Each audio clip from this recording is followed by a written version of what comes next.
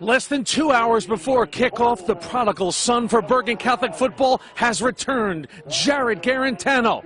He made the first 5 games of the season historic with his right arm, and now he has missed the last 5 games with the most famous foot injury in North Jersey. But tonight at Bosco, he is back. The following is a presentation of MSG Varsity, only on Optimum. Optimum, let's connect more.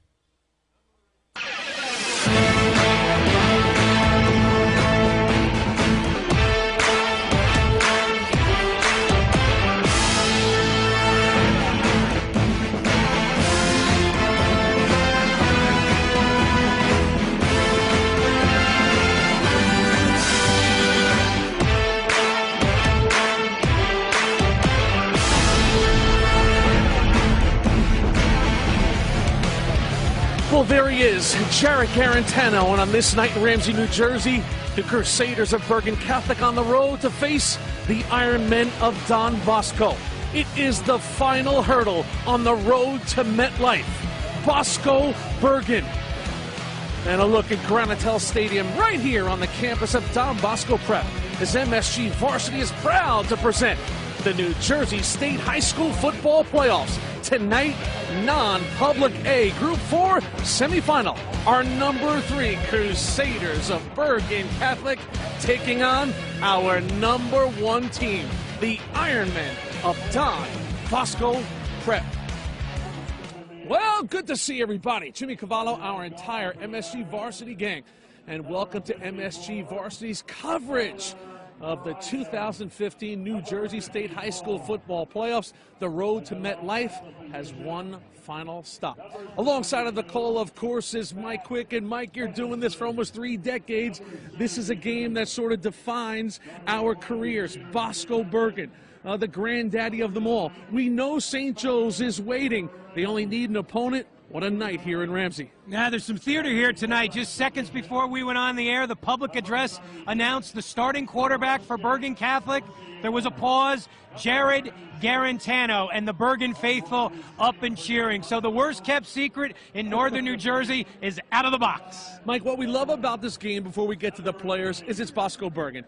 You look at these 2 programs. Don Bosco, of course, has littered the landscape with state titles. They haven't won one since 2011. Bergen Catholic seeking their first since 2004. When you look at Bergen Catholic's schedule this year, their only loss to a New Jersey opponent was on Halloween night right here against Bosco. That brings us to tonight. But on that night, Jarrett was not playing. No, you're right. And we're going to see Johnny Langan in the game tonight. Yeah, Garantano's going to start. You'll see double quarterbacks in this game. You'll see them on the field at the same time. There is a lot of intrigue. How does it change this Bergen Catholic offense? How does it change the mindset of their defense when they play the game knowing they can't relax because they got to pressure, because you know Langan's not going to put up those numbers? It's a very interesting dynamic when you bring somebody back who's been out for 5 games this late in the season. Players in this game, really a tale of 2 quarterbacks. First, we'll start with the aforementioned Jared Garantano. Mike, before the injury, he was playing as well as any high school quarterback in America. He threw for nearly 1,300 yards in his first 5 games. And then the injury happened. We thought he was done. Bringing him back is about theater and it's about getting one of the best in the business. Well, when you watch him against IMG and you watch him against Paramus Catholic, I truly thought he was throwing the post pattern as well as any quarterback I've ever covered other than Chris Sims. He was ripping it in there to spots that did not even look to be available. And then the day against Paramus Catholic, he throws the ball great all day, was like a pinball machine, just kept getting hit, kept getting back up. He did his thing, but at the end of the game, in the postgame, when the coach talked to the team, he had to stay on his knee. He was in so much pain. 100% healthy and ready to go. These are numbers usually reserved for a season for high school quarterbacks. Those are through Bergen Catholic's first 5 games. For the Tennessee-bound Jared Garantano, who returns to action tonight. And then on the other side for the Ironmen of Don Bosco Prep. Well, Mike, through the years, litany of great quarterbacks. One of the most toughest positions in all of North Jersey to play is the Bosco quarterback. Tommy DeVito, the first-year junior quarterback Mike, he's had some moments this year where he's been up and down, but lately he has been the guy, and in DeVito, they trust. Well, Jim, the key for Tommy DeVito is to entrust in your offensive coordinator. What Mike Teal dials up for you, let it happen. Let it develop. We stood here on Halloween night. He got great protection by the big dudes up front. He let his game come to him. Didn't force things. Made good decisions. 20 of 30, almost 250 yards. What he did in the back half of the DePaul game and here in the pocket, you can see he's got good feet. He just has to make the throws that are available and almost relax while he's trying to do it. The kid who grew up in Cedar Grove, New Jersey as the quarterback is built for a night like this. Tommy DeVito can be the story. So here we go. Two teams enter. This game is about programs. The Crusaders of Bergen Catholic, the Ironmen of Don Bosco Prep. Of course, it's about coaches. Nunzio Campanelli, who once upon a time was on the staff at Bosco. It's next.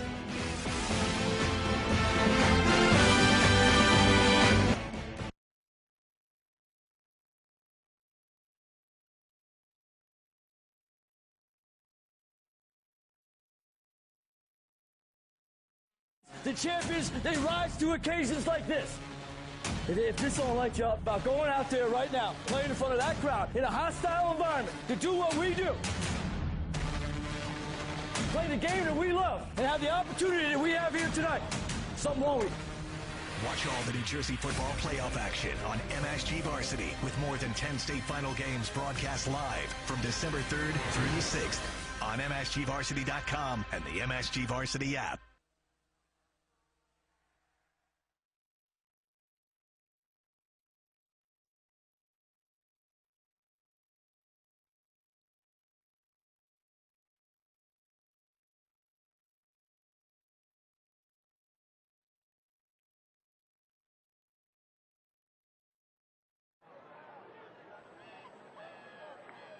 A spectacular November night in Bergen County, Ramsey, New Jersey. Look at Granitel Stadium. Doesn't get any better than this. A matchup of two of the top three in our top 25. It's Bosco Bergen. Don Bosco comes in our #1 team. Jimmy Cavallo, Mike Quick, and of course, working the sidelines for her first ever Bosco Bergen game is Amanda Puglisi. And Amanda, it is great to see you. This has been a week about soap opera-like storylines. The two quarterbacks, would it be Langen, would it be Garantano? You got the scoop from Nunzio earlier in the week. It will be both of them. You're right, it will be both of them. Of course, we know number 18 is back. He actually led the Crusaders on the field today, holding the flag. He is ready to go. But when I spoke to Coach Campanelli early in the week, he said, don't be surprised if you see the two of them actually splitting time as early as on that first drive. And of course, if you're that Don Bosco defense, you're ready for just about anything. The Don Bosco defensive staff, so they didn't prepare specifically for Garantano or Langen. They prepared for Bergen Catholic. So expect to see that Don Bosco physical defense. Jimmy, like you said, it's my first Bosco Bergen playoff game. I'm ready, these coaches are ready, and I know you and Mike are ready. No question about it, Amanda. Great to see you. And there he is, the legend Greg Toll in his 17th year, the kid who grew up in Hasbrook Heights, New Jersey. Great player, graduate of 1971 for the Aviators, played for the great Pete LaBarbieri, went on to Virginia Tech with a toughness just kept on coming as a fullback and linebacker. And then on the other side, his protege, Nunzio Campanelli, great player in his days at Paramus Catholic for his father, Mike Campanelli. Coach Camp in his 6th year at Bergen Catholic. Remember, he went to the state final his first 3 years, losing those first 2 to the Ironmen of Don Bosco Prep. St. Joe's of Montvale has punched their ticket to MetLife. They are looking for an opponent. And on this night on MSG Varsity, it's Bosco Bergen, and it is on. Bergen Catholic will receive the kickoff, backpedaling right to the goal line and coming out. Crossing over the 15 to about the 17-yard line. On the return was BC, and they will take shop here, 1st and 10 on their own 18. Big advantage for Don Bosco in this game, the kick game. The Don Bosco kick game is much better than the Bergen Catholic kick game. You can see it right there, ball to the half-yard line, and here comes Garantano, over 1,200 yards in 5 games, coming out of the shadow of his own end zone. for Bergen Catholic. 6'4", 205 pounds. There's his numbers through 5 games. He was putting on a show week in and week out before the injury came. 4 quarters of football, trying to get to the finals. Garantano is back, his first throw of the night. A little behind the intended receiver. It'll bring up second down for this offense for BC. Jim, I'll get just real fast. Just want to say this. You can see Garantano a little jacked up, threw that ball too hard. Here's the guys. It's on these 5 guys tonight. They're the key to this football game. Jerkovich, Jaramillo, Piscola. You see the skill guys. McCarthy, Beaster, Coleman, and Connor Hebler.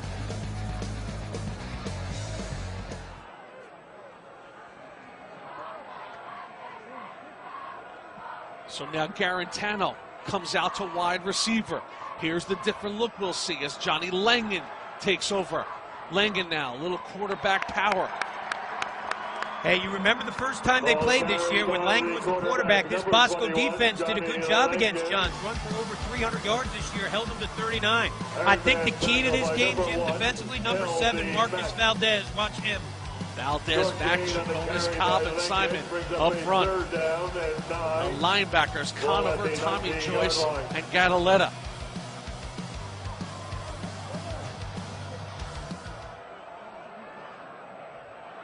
So now, third down. Garantano takes a look. 2 receivers, split wide left. Settles into the pocket, takes a shot to the sidelines, and this will be pass interference and a first down. Did not look like their feet got tangled up. Greg Toll can't believe it. Unintentional right there, but nevertheless the call will go in the favor of BC. And good job by the right tackle. Robbie Finstra does a good job giving Garantano just that extra split second to throw the football right here. Actually, it's McCarthy doing a good job, a very good blocking back. Yeah, that's a flag. There's no doubt about it. He ran up his back. It was incidental, but it's still a flag.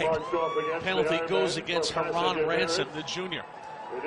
So, Mike, it's got to be exciting for Garantano. Many reports initially were he would not return this season. Now lines up in the slot. This is Johnny Langen now.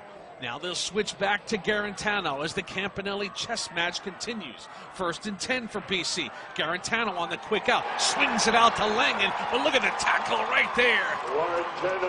Keon Santos is complete. And very quietly, number 4, Santos has had a good year for Don Bosco. Look at him. Watch the discipline. Bottom of your screen. Reads the play. Comes right by Gene Coleman. Gene Coleman misses the block there. Santos comes right in and does a wonderful job reading his keys. Big play there for Don Bosco. Brings up a 2nd and 12. Loss of 2 on the play brings up a 2nd down and 12. Garantano now. Rips one downfield. Got his man. It's complete. And it's going to be a first down. Gene Coleman. And the playmaker will move the chains from Bergen Catholic. That's what you like to see if you're a fan of Bergen Catholic right now. Good protection by the offensive line. Gives Garantano in that big 6'4" frame the opportunity to step up, survey the field right there, and he just rips a laser into the soft spot of the zone. That's what he was doing better than any quarterback in the Tri-State before he got hurt against Paramus Catholic. So the settling in process is complete. Garantano looks like his old self. They'll hand it off on first down. Not much there. Great push by that defensive line, and L.B. Mack, William Mack, has had an outstanding season, has the 6'2" senior out of Rockland County, New York, and they love what this guy brings. They sure do. These CAF offers, you know, the William and Marys, the Towsons, the James Madisons, all those guys. Again, this defensive line, they need to play like this tonight. Our most consistent defensive lineman, in the words of D coordinator Danny Marangi. Now Garantano flushed out, forced to use his feet. Look good there. Fires one to the sidelines, and it is complete. He'll be very close of a first down, just short on the catch. And look who's back for BC, Mike. That's Korab Idrissi. Yeah, second leading receiver on the team. He went out for an extended period of time. Don't know how much he's going to play tonight, but what I'm impressed with right away, that's what I wanted to see. When they get Garantano out of the pocket, can he run? And yes, he can. Looks really good. Goes around Brandon Simon, the Iowa recruit. That's the moment you wanted to see if you're Nunzio Campanelli with your senior quarterback. Good-looking drive here for Bergen Catholic. This is Langen now. On 3rd down and 1. He's a power-running sophomore quarterback. Mike, what a story Johnny Langen has been. For just a 10th grader, opportunity knocked, and this young man from Wayne, New Jersey was not afraid of the moment. He has been outstanding. Well, Nuns has coached some great competitors, and he said this guy's one of the best competitors I've ever been around. You know, comes in, runs for over 300 yards on 87 carries and 3 touchdowns. He's going to have to run the ball tonight because McKenzie, the freshman, is not in the lineup. Runs through the first tackle of Mack, but he will not avoid the wrath of Iowa-bound Brandon Simon, number 5 for Don Bosco Prep. And Simon is a huge factor in this game tonight. He's a playmaker, Mike, ultra-talented, just like so many great ones they've had here through the years on defense. Yeah, but what he has to do, Jim, Brandon Simon, he has to have the ability to go through the offensive lineman and not loop around him. That will make him better. Mack has got to make that tackle 6 yards deep in the end zone. A bad play for Bergen, actually not as bad because of the tackle broken. Garantano back in there now, 2nd down. He rips one that's incomplete. Good job coming up by Keon Santos. And Santos, the senior, is out fast in this one, jarring that ball loose. Well, there's no question, and I talked to Jared's dad, Jimmy Garantano, for about a half hour before the game tonight. The arm strength, and Nunzio said it, his arm strength may actually be stronger now, and Santos just does a great job. Coming out of his back pedal, coming up, making the pop. The throw was there, the hands was there. Santos makes a good play, but you can see the arm strength, Jim. Forget losing it. It may be better than it was in week 4 and 5. Gene Coleman split wide left. Johnny Langen split wide right as the All-American Jared Garantano surveys the Bosco defense. 3rd down and 11. Garantano takes a look, has time. Garantano rips one in and out of the hands, the intended receiver. It was a little behind Coleman on that one, but Gene knows he had a chance to make a reception, and now Bergen Catholic will be forced to punt.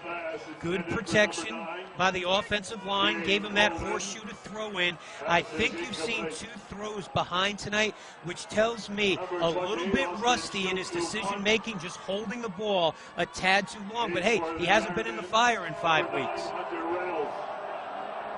This punt will sail out of bounds, no return.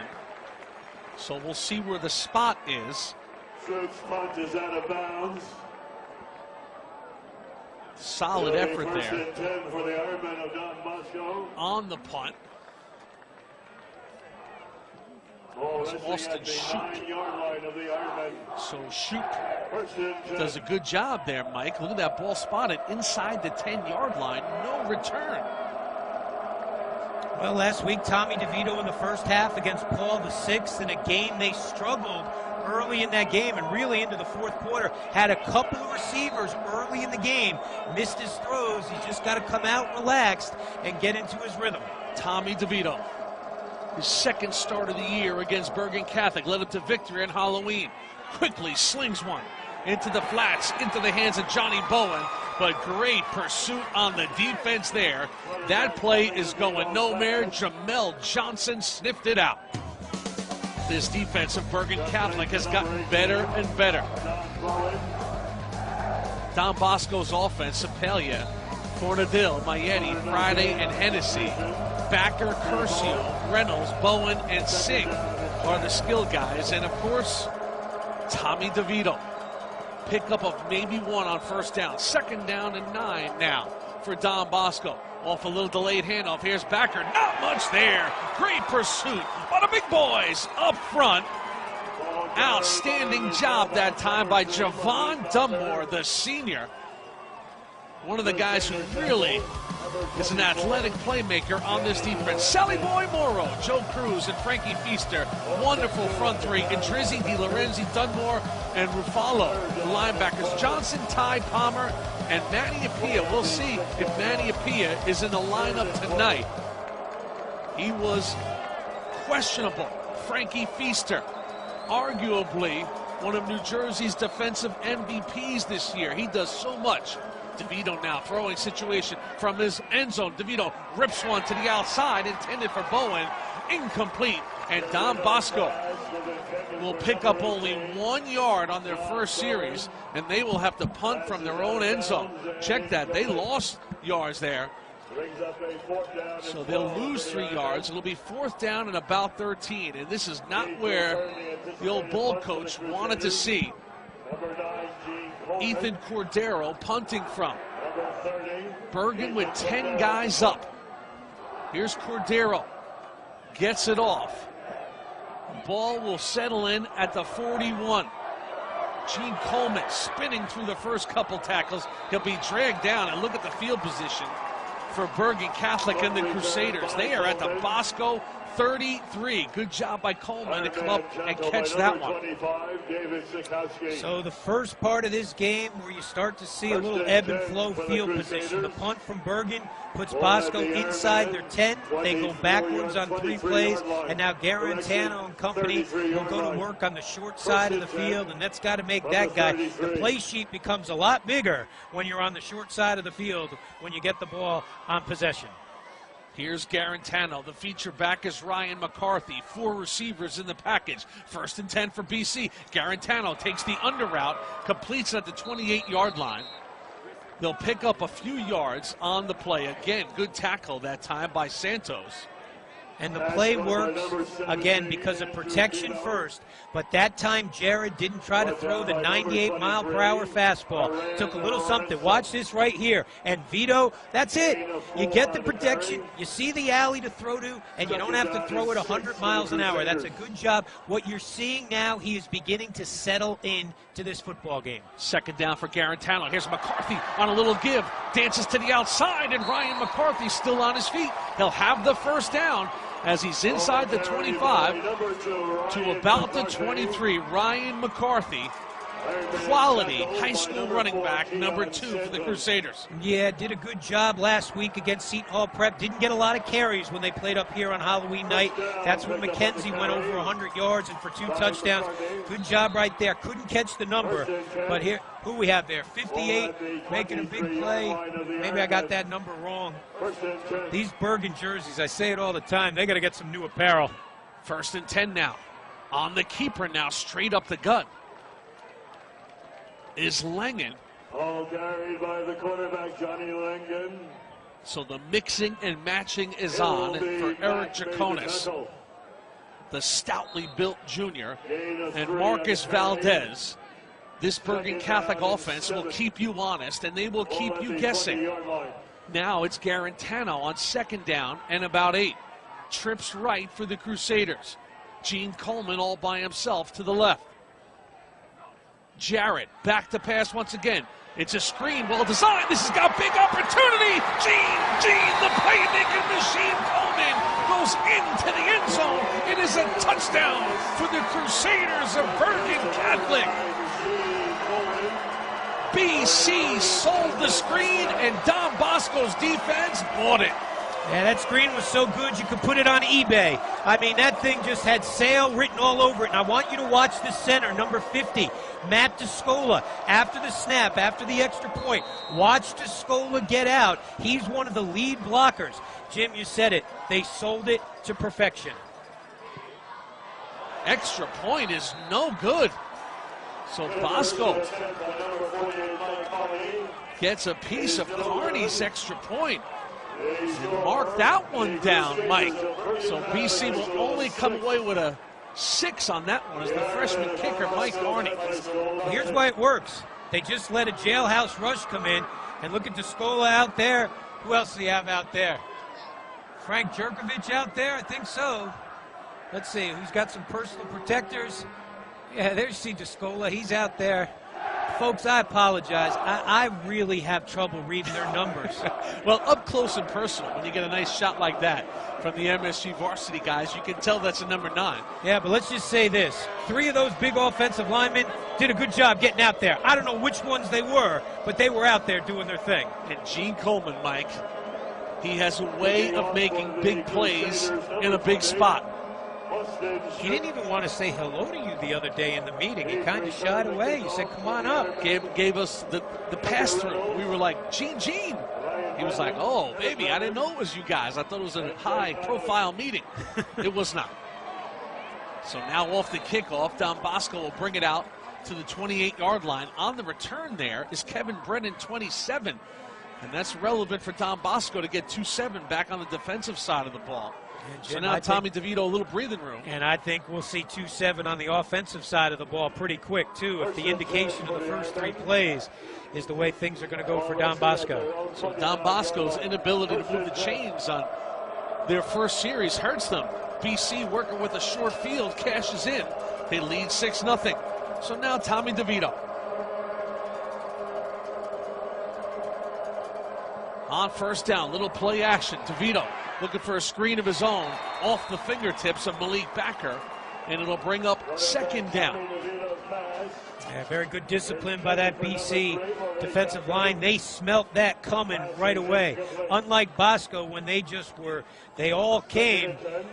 Bergen Catholic does a good job right there, realizing DeVito's going into a big drop. You know he's not going to rip it down the field when he's going back 10, 12 yards off his back foot. And you saw a lot of guys stay home and keep to their discipline. Johnny Bowen split wide right now on 2nd down. Little motion here by Reynolds. DeVito, he'll hand it off to Backer. Backer looking for some room. Backer bowls his way forward. It'll pick up about 5 yards on the play. So we'll bring up 3rd down and call it a long 3 for Don Bosco. Malik Backer, powerfully built at 5'9", 190 pounds. And this senior, he's a workhorse, Mike. You can see on many nights Malik Backer carry the ball 30 times for this offense. Yeah, we saw that legendary game last year up at West Point where he carried the ball 20 times in the second half when they beat then the nation's #1 team, St. Thomas Aquinas. Elijah Singh comes out now along with Hunter Reynolds off a little motion. 3rd down for DeVito. So DeVito takes a look now, has time, takes a deep shot down the right side, just over the outstretched hands.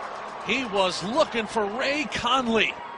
And Ray Conley had a step, and Conley and DeVito were that close to making a huge play, but DeVito stepped into that one nicely. Sure did. Watch him. He's going to set his feet, get that one step, gets good throwing motion on it, and just pass. I mean, Conley got a little bit of glove on it, but that would have been a very difficult catch. So you know this, the junior, he can really put it down the field, and that will keep Bergen Catholic honest. And let's face it, they know he can throw. He lit them up here on Halloween night. Yeah, Conley can run. It's his first year on the field, and they love that deep threat with number 6. And they come out, and they get Bergen Catholic to jump. Wow. So that'll be a 1st down for the Ironmen. So Bergen Catholic's defense will have to come back on the field. Or is it? Don Bosco. They were drawn off. And now the parade of punt teams and offense and defense will promenade back to their respective sidelines. Greg Toll wants answers. Danny Morangi wants answers. This officiating crew comes up here out of the Shore Conference. They treat this game today like it's a non-cut Big Ten versus the Pac-10, and they're going to send ACC officials up there. So it's a crew that's never worked these teams before. How'd you like to be the side judge and get the Bosco sideline? Oh, baby. It'll be you and Toll for the night. Cordero gets a punt off. It'll roll and settle inside the 30-yard line. And it'll make its way all the way down to about the 27-yard line. But Don Bosco's defense will come back out. So Greg Toll, Mike, in his 17th year, he has won 8 titles here at Don Bosco Prep. The mesmerizing run where he won 6 in a row. 27-yard line. During that time, he had a 46-game win streak. And remember, he also had a time period where he won 70 of 71 games. Only that St. X legendary game, 70 of 71. They had a stranglehold on Tri-State football, the likes of which we'll probably never see again. On first down now, Garantano hands off inside. That's Melvin Colvin, another quality running back. His dad, Melvin, the great one out of Essex County, Central High School, Newark. Always great to see Mr. Colvin. They love watching Melvin go out there, and you can see no stranger to the weight room there at Bergen Catholic. Done a good job for the Crusaders. Got a lot of talented backs over there, man. You only get so many opportunities. They've all done well. Second down, and now another throwing situation. Garantano, plenty of time, hangs in there and completes the pass. It'll be just shy of the first down. Andrew Vito, one of the coach's favorites is Vito. About 5'8", 5'9", 150 pounds, but this junior brings it with a capital B. Look at the offensive line. And look at low snap, but he just hangs in there, surveys the field. You don't want to be spinning the ball, though, a lot back there, but that's a good job surveying the field. Vito, his secondary receiver, but the play works because the offensive line, and at times this has been a maligned offensive line. They've looked very good here tonight in the early going. Vito, he's a playmaker, Mike. What does Nunzio say about Andrew Vito? He thinks he's about 6'5", 6'6", 230 pounds, but he's really only about 5'8", 5'9", about 170, and that could be with a 20-pound turkey on his hip. And he's like a kid on Christmas morning tonight, Jim, because with Garantano back, they've formed a very nice thing. And you know, Vito catching a lot of those 33 catches. I bet you 25 of them came in the first 5 games of the season. And you know, it's an interesting story when you think about Vito and a kid. You know, we said 5'8", 150. People would say, how are you going to go to Bergen Catholic and get on the field? Well, you know why? He's a competitor. Guys like 17 know how to compete. And when you got a quarterback like Jared Garantano who will get those competitors the ball, you are in business. And, Mike, you got to admit, Garantano looks pretty comfortable, 6 of 9 so far. So far, so good if you're a BC fan looking at him out there. Yeah, my favorite throw, again, the deep out. And then the little ball across the middle to Vito where he took something off it and came underneath the lineman's arms. He's done some really nice things tonight. Third down and short for Bergen Catholic. Big play here, and now they'll be whistled for a motion. A little miscommunication. McCarthy went early, so it'll go 3rd and 2 to now 3rd and 7. Initial indication, they have a dead ball foul. False start. Hold on, Bergen Catholic. 5-yard penalty. Down remains the same. One thing, Jim, this is a much bigger crowd than they had on Halloween night. Down. Oh, this is a spectacular looking crowd for the return of Garantano. And boy, Doc Avella, the great Bergen Catholic doctor for over 20 years, what a job his team did in getting him ready way ahead of schedule. Now Garantano on 3rd down, rips one towards the boundary. It's complete, and it's going to be a first down. Oh, the coverage was there, but Coleman holds it in. What a matchup. Gene Coleman up against one of the best ones in the business, Tyrone Hill. Hill is a Maryland commit. That's good coverage, but the throw is just terrific. 37 catches coming into the game. Look at him get off that back foot and rip it. Great coverage. And listen, you just can't throw that ball any better. That is a major college out route right there. I mean, squeezing it into a tight spot. And Gene Coleman, just a gifted wide receiver. And it's a first down for Bergen Catholic, and a big one at that. Here's Garantano now on first down. Has the pocket collapse around him, and he's going down in a sea of maroon. It was Brandon Simon and L.B. Mack.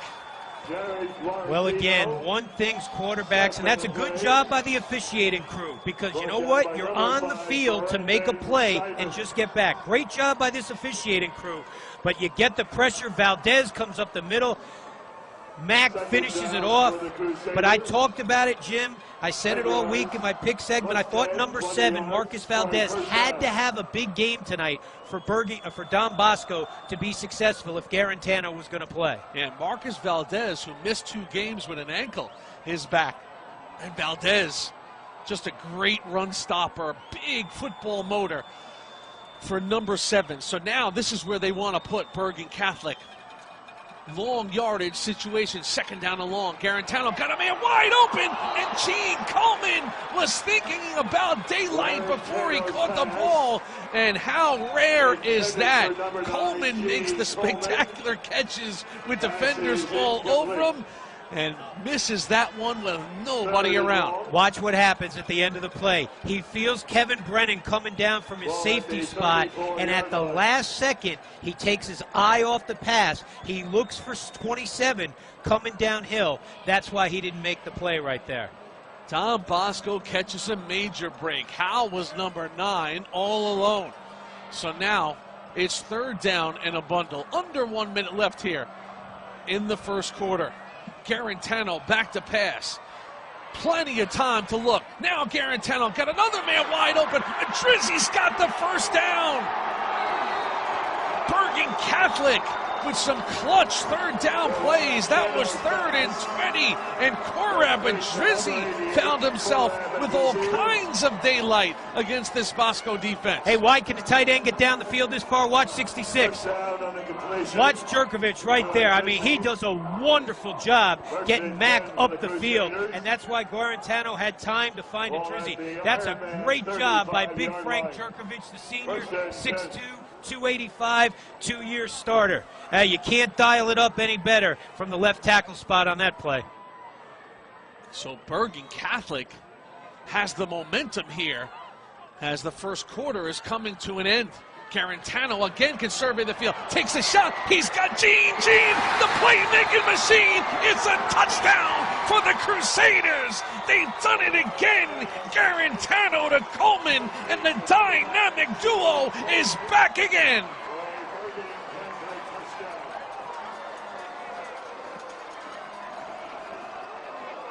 "35 yards. And you see the guy in the middle, Matt Descola? Valdez was pushing up the field. Descola would not get him get. I said on the show this week they had to treat Garantano like he was the President of the United States, and the 5 guys up front had to be Secret Service. And that time right there, they took a bullet for their president. Descola, a wonderful job getting into physical hand combat with Valdez as they go for 2 here. I wouldn't go for 2 here. I wouldn't start chasing the points. Well, they will chase it now, up 12-0 after missing their first extra point. Garantano back to pass, looking now, throws end zone, incomplete. Great job on the defense there, tracking that one down and knocking it away was Haran Ransom, the junior. So Bergen Catholic gets 2 touchdowns, but comes up empty on both of their extra points. But how about Jared Garantano for Nunzio Campanelli and BC? A first quarter that has seen him already throw for 130-plus yards and 2 touchdowns. He's looked good, Jim. He's looked real good. And again, Jerkovich, 66, 65, Karabatis, Matty Descola, the center, Jaramillo, number 60. And here, again, you get time to throw. You have an arm like that, you'll be able to do wonderful things. And there's Coleman. And then on the 2-point conversion, good job by the defense there. And they all count now, so Ransom. How exciting it must be for Garantano. The depression of the injury where he was declared done for the year. And look at this, here it's shades of 2 years ago, and this is a free ball now. It's still loose. And Don Bosco miraculously will jump on that ball. This is Nunzio Campanelli playing Campanelli football. 2012, in this very same game in the state semis, they jumped all over Don Bosco, led 21-0 before Bosco even had a possession. It was middle of the second quarter when they got their first possession in that game. They never had the football. So good time right there for that kick. And listen, if you can't get it, for Bergen Catholic, it worked out incredibly well for you because when you couldn't get it initially, it ended up being like a kick, although they're bringing the ball back up the field here, Jim. The first touch. Oh, first touch. Okay. Occurred at the 39-yard line. It'll be first and 10 for the Ironmen. Total yards, all Bergen Catholic. 39-yard line. Don Bosco comes back up to the line of scrimmage. Nunzio Campanelli wants an explanation on the call. He is livid on the BC sidelines. DeVito now back to pass. DeVito rips one down the center of the field. That's a completion down to the 40-yard line. No, not held on by Hunter Reynolds. And it'll be an incomplete pass. But Reynolds found himself a spot in the middle of that Bergen Catholic defense. And when DeVito came out here on Halloween night against Bergen Catholic, that's where he hurt the Crusaders. Deep middle. There, good throw. That's a catchable ball, and Reynolds has had a really good year. I mean, he came out of nowhere, played on the JV team. This senior has had a great year for this Ironman offense. 2nd down and 10 now again. Here's DeVito, Backer the feature back, toss sweep, Backer cuts it up inside. Malik Backer now crosses over the 50-yard line. Power football, and Backer will have a first down. Number 3, Malik Backer. So Malik turns it upfield, and Don Bosco desperately needed that play from the senior feature back. Offers by Army and a lot of CAA schools. But on this night in Ramsey, the state semifinal, a spectacular national anthem on an evening where Jarrett is back against the old ball coach, Nunzio and Toll. And Garantano to Gene, the playmaker Coleman, has been the story so far. After 12 minutes, it's 12-0 for the Crusaders. Second quarter is next.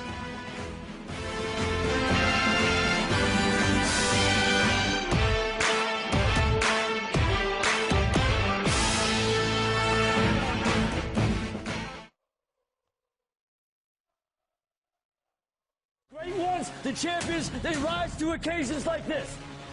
And if this don't light you up about going out there right now, playing in front of that crowd in a hostile environment to do what we do, play the game that we love, and have the opportunity that we have here tonight, something wrong with you. Watch all the New Jersey football playoff action on MSG Varsity with more than 10 state final games broadcast live from December 3rd through the 6th on msg-varsity.com and the MSG Varsity. I told them. Welcome back, everybody. Hey, this is the second. You know what, Russ? I think they want to go. The officials are. First and 10. Oh no, go ahead. Roll those highlights from Halloween night. Here we go. Woo. Tommy Courtney. He's not playing here tonight. Got banged up a week after they played Bergen Catholic. But here, the 2-yard touchdown run got it going for the Ironmen. And then when Josh McKenzie, the freshman, had his best game of the season against these guys, ran for over 100 yards and 2 touchdowns. The game was tied at 7 in the second quarter. Same score when Courtney, late in the half, going to run the out route. DeVito just steps into one and rips it. 51 yards later, the Ironmen led 14-7. Go to the fourth quarter, 10 minutes left in the game. Don Bosco, they have a lead. They're going to get more. DeVito to Elijah Singh, 24 yards. He gets into the end zone, 21-13. And when McKenzie bangs it in, the 7-yard touchdown, it was 21-19.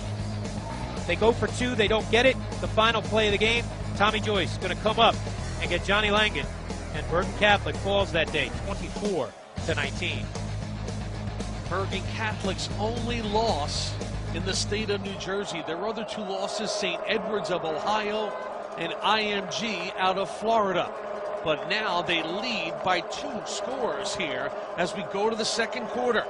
Here's DeVito now on first down. Tommy DeVito has time. DeVito throws one. Incomplete. Again, Reynolds had it for a second. Good job by the defense to jump on him. Jamel Johnson. I've always liked Jamel Johnson. I think he's an underrated corner for this football team. I think he does a really good job in coverage, and I like his physicality. Johnson, very good football player for this team. 5'9", 170-pound junior.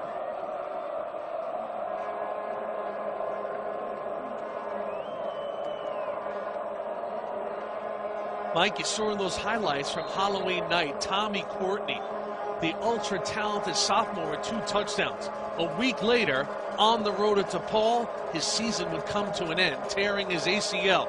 He had surgery today. It went great. Boy, we can't wait to see Courtney back out there for the Iron Crew. Toll and company, love that kid. Good luck to you, Tommy. We know we'll see you back.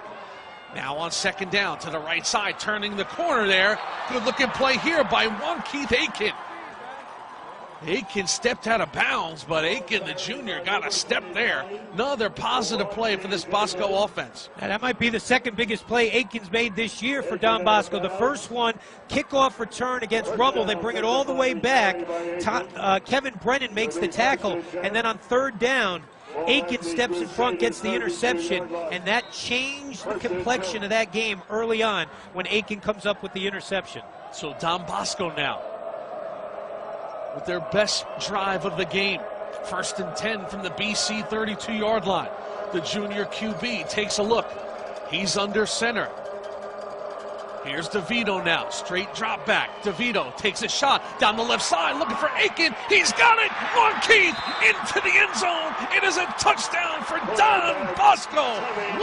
Keith Aiken gets the Ironman on the board.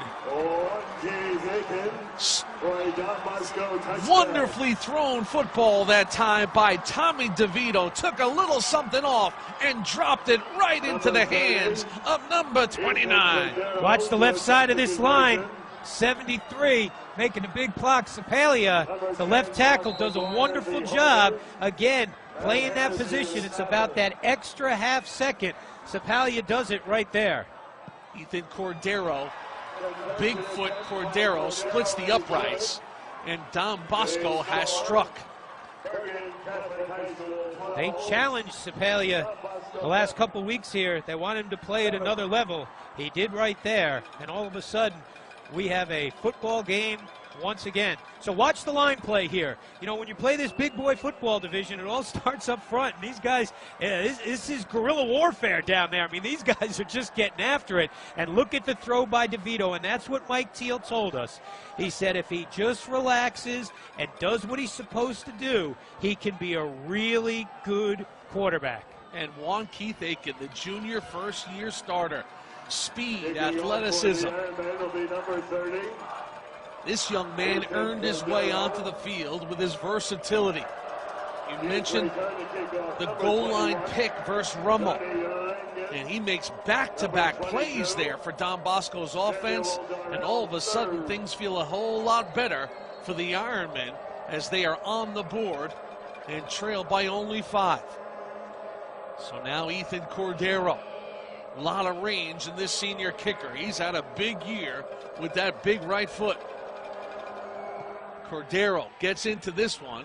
It is returnable from the 7-yard line. Crossing over the 30 to the 32.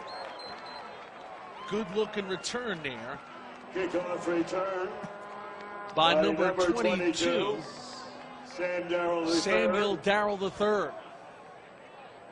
Tackle made by number 45, Dominic Gadaletta. On the tackle, Dom Gadaletta, number 45, the senior.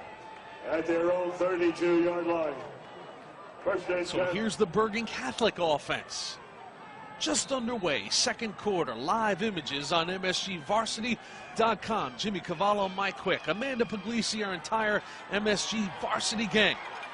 John Malone on stats, raising his hand. The ball is loose, and Bosco has it.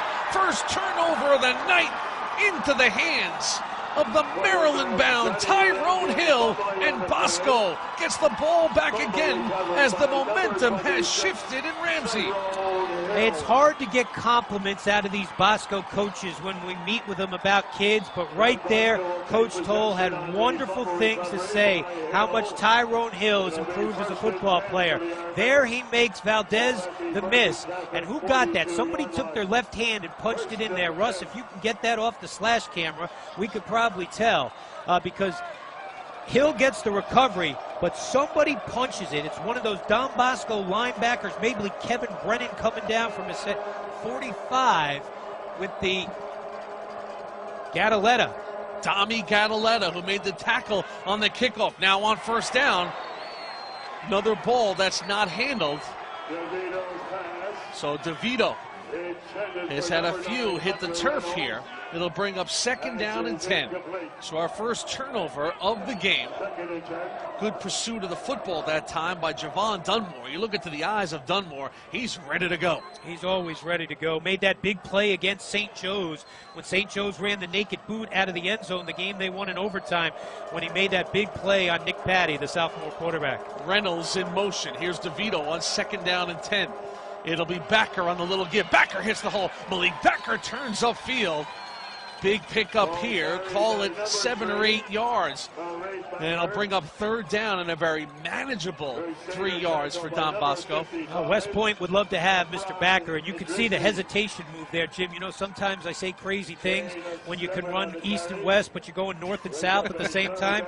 Well, that's what that was. It was an east-west, north-south run. Hesitation move in traffic, and then pops it up. Over 1,300 yards this year, and again, 1,300 tough physical yards. Has that great attribute of getting better as the game wears on. Malik Backer. Here's Brennan now from Wildcat. Kevin Brennan trying to get to the outside. He'll run through an arm tackle, and the super sophomore Kevin Brennan will move the chains. Kevin Brennan, who returned a week ago on defense only. This is a young man who will be a 4-year starter, and boy, are they glad to have him back. He has it all. He sure does. His 22nd carry of the year, and again, a hamstring injury that kept him out for 4 games. A non-contact hamstring in practice. You can see the physicality. That's what Clemson loves about him. They think that this guy is one of the great young football players in America. He will eventually get that offer from Clemson. Now you see Mike Teal going to the bag of tricks, changing things up for Bosco. Here's DeVito now. Spins back around. DeVito takes a shot. Got a man just off the hands of Brian Gillen. And Gillen, the tight end, on a release. Well-designed play by offensive coordinator Mike Teal. Well, they don't throw to him a lot. A year ago, he played linebacker for Don Bosco. Kind of got spun. Like the play call. DeVito kind of fakes the pitch to Brennan, spins, gets everybody going the other way.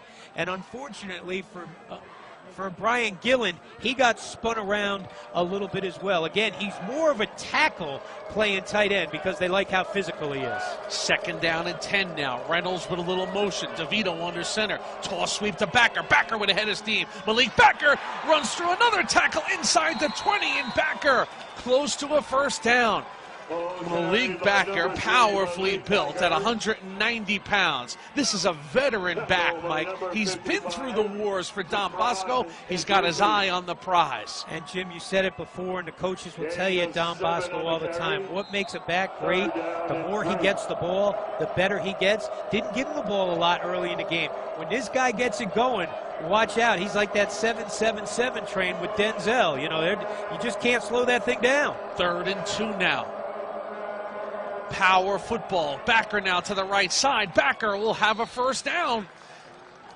He crossed over the 15-yard line. That's where he had to get to. And I think with the spot, he will absolutely have enough to move the chains. This is a 1st down for Don Bosco. So Malik Backer behind the big guys up front. Matty Hennessy with a great push. Yeah, watch the replay. Watch what Hennessy does here. He just cleans it out. Been offered by the Ivies, Temple, Navy. Watch 72, the right guard. He's just going to clean out Frank Jerkovich, and then they come right in there behind him. That's a good. I'm sorry, you're going to clean out Sally Morrow. Beautiful job of blocking by Hennessy. 1st and 10 now for DeVito and Don Bosco, looking for their first lead of the game. DeVito once again off a little delay. It's Backer. Backer to the right side, hits the hole. And they are starting to get a good push up front here as this Don Bosco offensive line. You mentioned Hennessy a moment ago. He's got some teammates up there, too. And, Jim, I think 54, Tyler Friday, is going to be the most recruited player in the history of Don Bosco football. He's a sophomore, a family lineage of great athletes. His brother Sammy played basketball at Hudson Catholic. He's at prep school right now.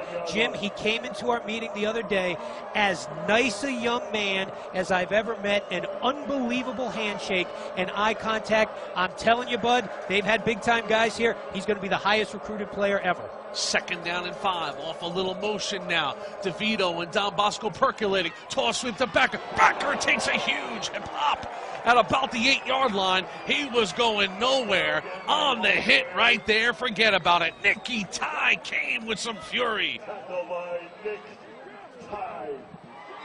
Two-year starter, wonderful player, comes up flying from the secondary, has made plays all year for Bergen Catholic, and Nunzio Campanelli loves him. It's his type of guy. Watch here, going to fill that lane. Boy, I'll tell you what, that was like running into a brick wall right there. Nick Ty. I mean, look at the eyes right there, Jim. The eyes tell you everything. That's one intense dude who is locked in and focused. I'll tell you one thing, he gets his intensity from his mother. 3rd down and 3 for Don Bosco. They can get a first down. Here's DeVito on a little swing out to Backer. Backer cuts it inside, extends the ball nicely. He'll be just shy of the first down. And now high drama for Don Bosco. This is an absolute chip shot for Ethan Cordero. Javon Dunmore did a good job to hang on to Backer and bring us to this 4th down. Jim, they talk about being out on an island. That's what Dunmore was right there. One-on-one with Backer. That's a wonderful play by Dunmore. 4th down and 2. No sign of the kicker. Don Bosco will go for it. Power of football for the Ironmen here. Curcio the fullback. Malik Backer the feature back. Here's DeVito now on 4th down. It is Backer on a little delay. Backer driving forward. I don't think he got there. The Crusader defense stands tall and delivers in the clutch. Yeah, look who it was, 55, Shaka Drizzy. He ate this Don Bosco team alive the first time. Watch 55 come up. He's going to plug the hole right there. He, again, when you talk to Coach Teal this week, getting ready, he goes, we've got to figure out a way to stop 55. There's a whole bunch of guys in there. Oh, he got some help downstairs. You know, Nicky Ty's at the bottom of the pile.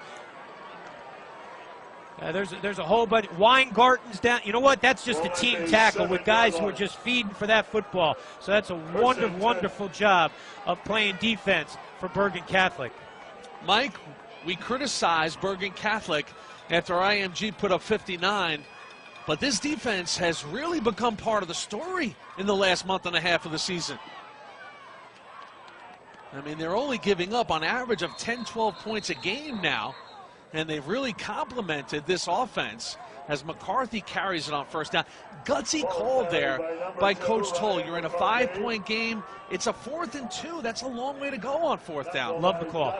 Love the call. I like the way the offensive line was playing. And what you're doing is you're saying if we don't get it, you're putting it on your defense. So he's turning to Danny Morangi and saying, listen, we're going to get it, but if we don't, your guys got to come up and make plays. But this is big right here. You can't give Bergen the opportunity to get a couple of first downs. Otherwise, that move backfires. 2nd down and call it 8. Garantano spins the ball in his right hand, taking a deep shot down the left side of the field.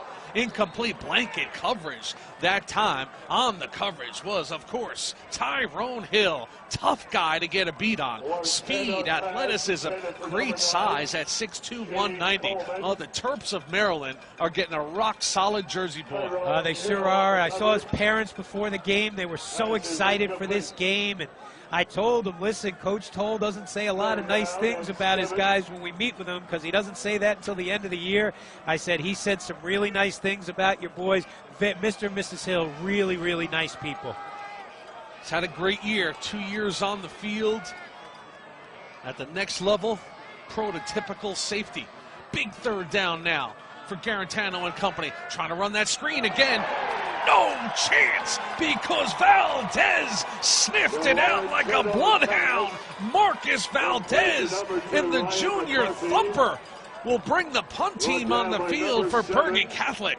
Jim, one of the things I said to the coaches from Bosco in our meeting on Thursday, Simon's a great athlete, but I said sometimes he loops around. He doesn't go through the offensive lineman. Watch number 5, Brandon Simon. He just throws him out of the way.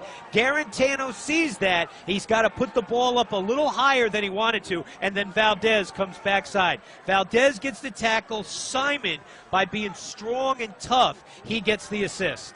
Austin Shoup now standing in his own end zone to punt it. Dangerous proposition against a Don Bosco team. Shoup will get it off. It is fielded at about the 37-yard line. by Hunter Reynolds. Reynolds turns it upfield, and now, similar to what Bergen Catholic had in the first quarter, making Don Bosco punt from their own end zone. Now Don Bosco will have great field position as they trail by 5. The ball will be spotted at the 26-yard line. Jim, you know, this Don Bosco team, like our John Malone, they have all these gadgets and, you know, gizmos. And over on the sideline, they have iPads and flat screens and apples and all those things. You could tell that Morangi got his defense over there after that first screen pass. And he said, listen, guys, when they do this, we have to do this, because they smelled that screen out in a big way. So Greg Toll, he lost to St. Joe's Montvale on opening day. Then to Paramus Catholic on a Donald Stewart walk-off 1916. And of course in Sin City against Bishop Gorman. They come into this game at 7-3. They would like nothing better than a rematch against St. Joe's. As Mike Teal, Mike, you want to talk about a great ad for a high school football program. There's the legendary quarterback, the 6'5" all-time leading passer for Rutgers University. He is the guy that first rang the bell here for Greg Toll as a state champion with the back-to-back titles in 2002 and 2003. He had the greatest of all next to him, Brian Toll. But Mike Teal is the quarterback here. Mike never lost a game. Never did. And it's funny, you could see he's got this coaching bug, Jim. He was a graduate assistant at Rutgers, and when the opportunity came to come back home, he came back home, and he puts everything he has into this. Mike Teal, you know, you could see he's made that transition from, we remember him as 1-4, now he's Coach Teal to us. So now Bosco, 1st and 10 now. They swing it out to Backer. Backer down the sidelines, puts his head down, and he'll move the chains. Looked like that play had very little room to go, but Malik Backer made some room. Hey, again, watch Hennessy here. He's going to get out. Big guy getting out to the boundary, making that extra block. Watch, 72's your right tackle. They swing at the Backer. Watch 72 get out here. He makes just enough of a block to allow Backer to get down the field. That's a big trade of Don Bosco. Lineman that can move around and move people. It's a 1st down now for DeVito and company. Here's Tommy now, off a delay to Backer. Backer straight up the gut, running right by the center, Mike Maietti. And Maietti, the captain, number 78. Good, smart offensive line here for Don Bosco Prep. And of course, Greg Toll and Nunzio Campanelli. Mike, Nunzio is in his 6th year. Of course, 6 years ago, the storyline was he came from Don Bosco, where he was part of all those great championships. Sure was. Nunn's part of that coaching staff. Billy Tierney, Billy Lopez, Anthony Campanelli. I mean, that staff was second to none. Dream team of a staff, really. 2nd down now, call at 7 for DeVito. DeVito back to pass, takes a time, looking for the fade route for Johnny Bowen. Bowen goes up, and it is a touchdown. It is out of bounds. Took a long time for the official to make the call, but when he did, it was incomplete. But Johnny Bowen, with a good look right there at a DeVito fade. Well, here's Bowen, had the big touchdown against DePaul. He's got the ball there. That's a good call by the officials. This crew, boy, what a wonderful job. I'll tell you, the teams down the Shore Conference in New Jersey are lucky to have these guys. These guys have been on their game all day. But what a throw, almost a great catch and great coverage. 3 components to that play. The 4th one, those guys made the right call. DeVito has been very accurate tonight. 3rd down and 7 again. Don Bosco can get a 1st down. Here's DeVito. Steps up in the pocket. Rips one towards the end zone. The play was whistled dead. Very late did this whistle come.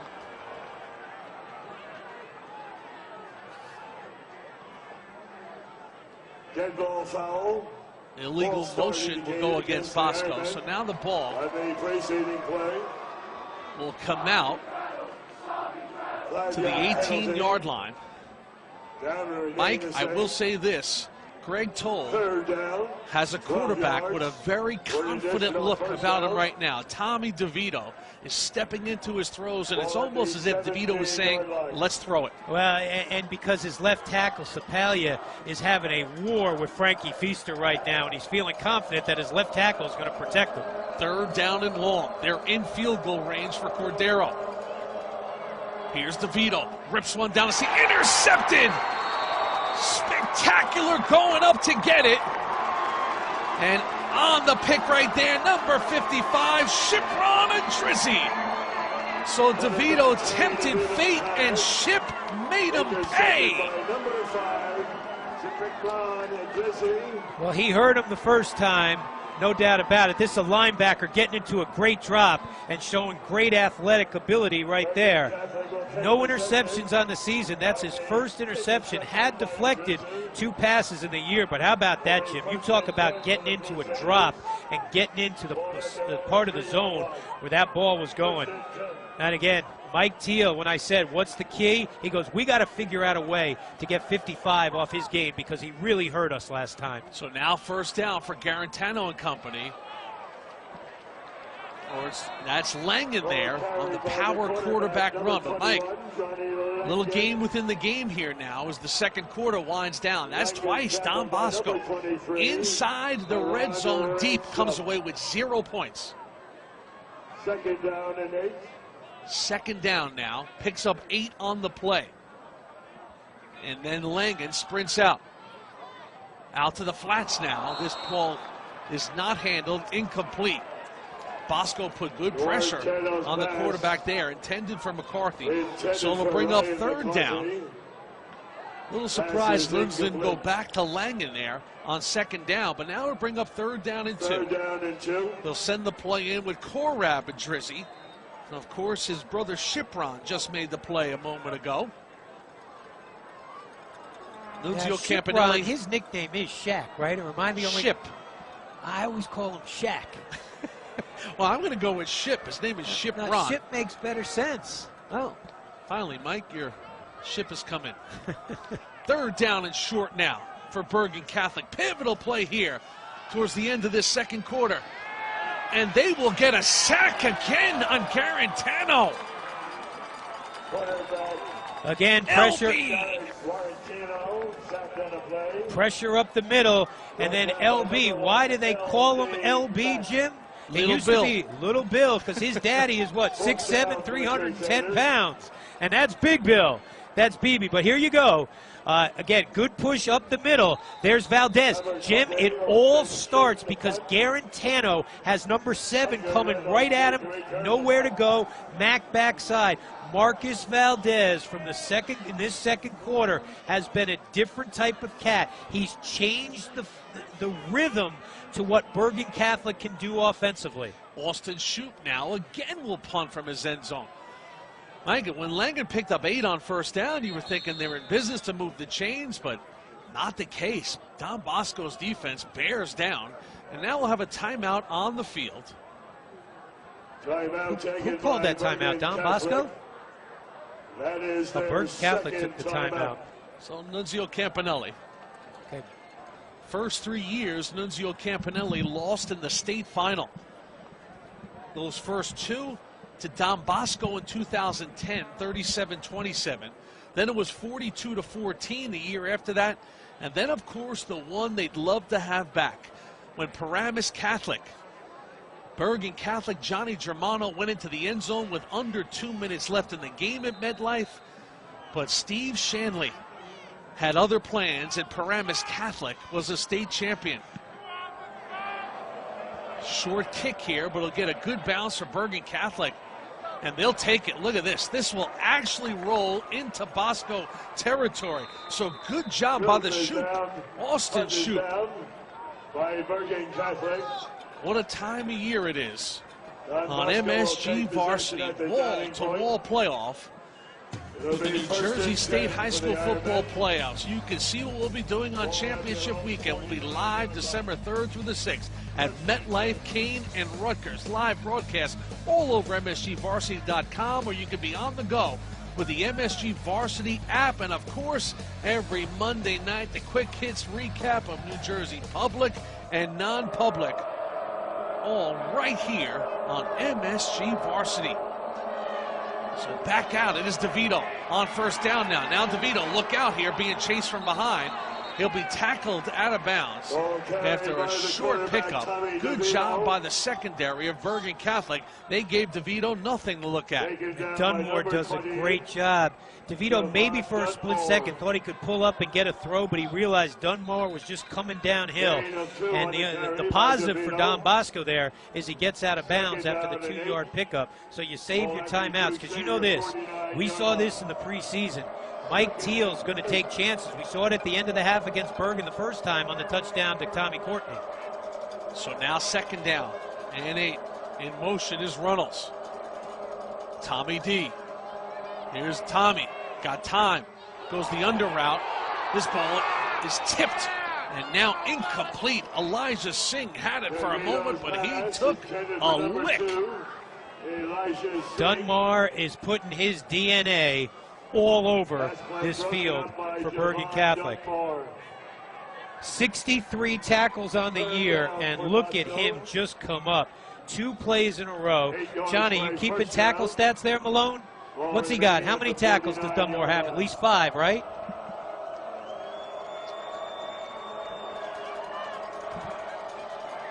Well, Dunmore was motivated by Nunzio Campanelli playing scout quarterback this week in practice. He put a couple moves on Javon. Javon was impressed. And now DeVito, as Bosco runs a little screen to Backer. Backer gets one block. Now Malik Backer got some daylight. Still on his feet. Nobody will catch him. Malik Backer has a touchdown. A huge play.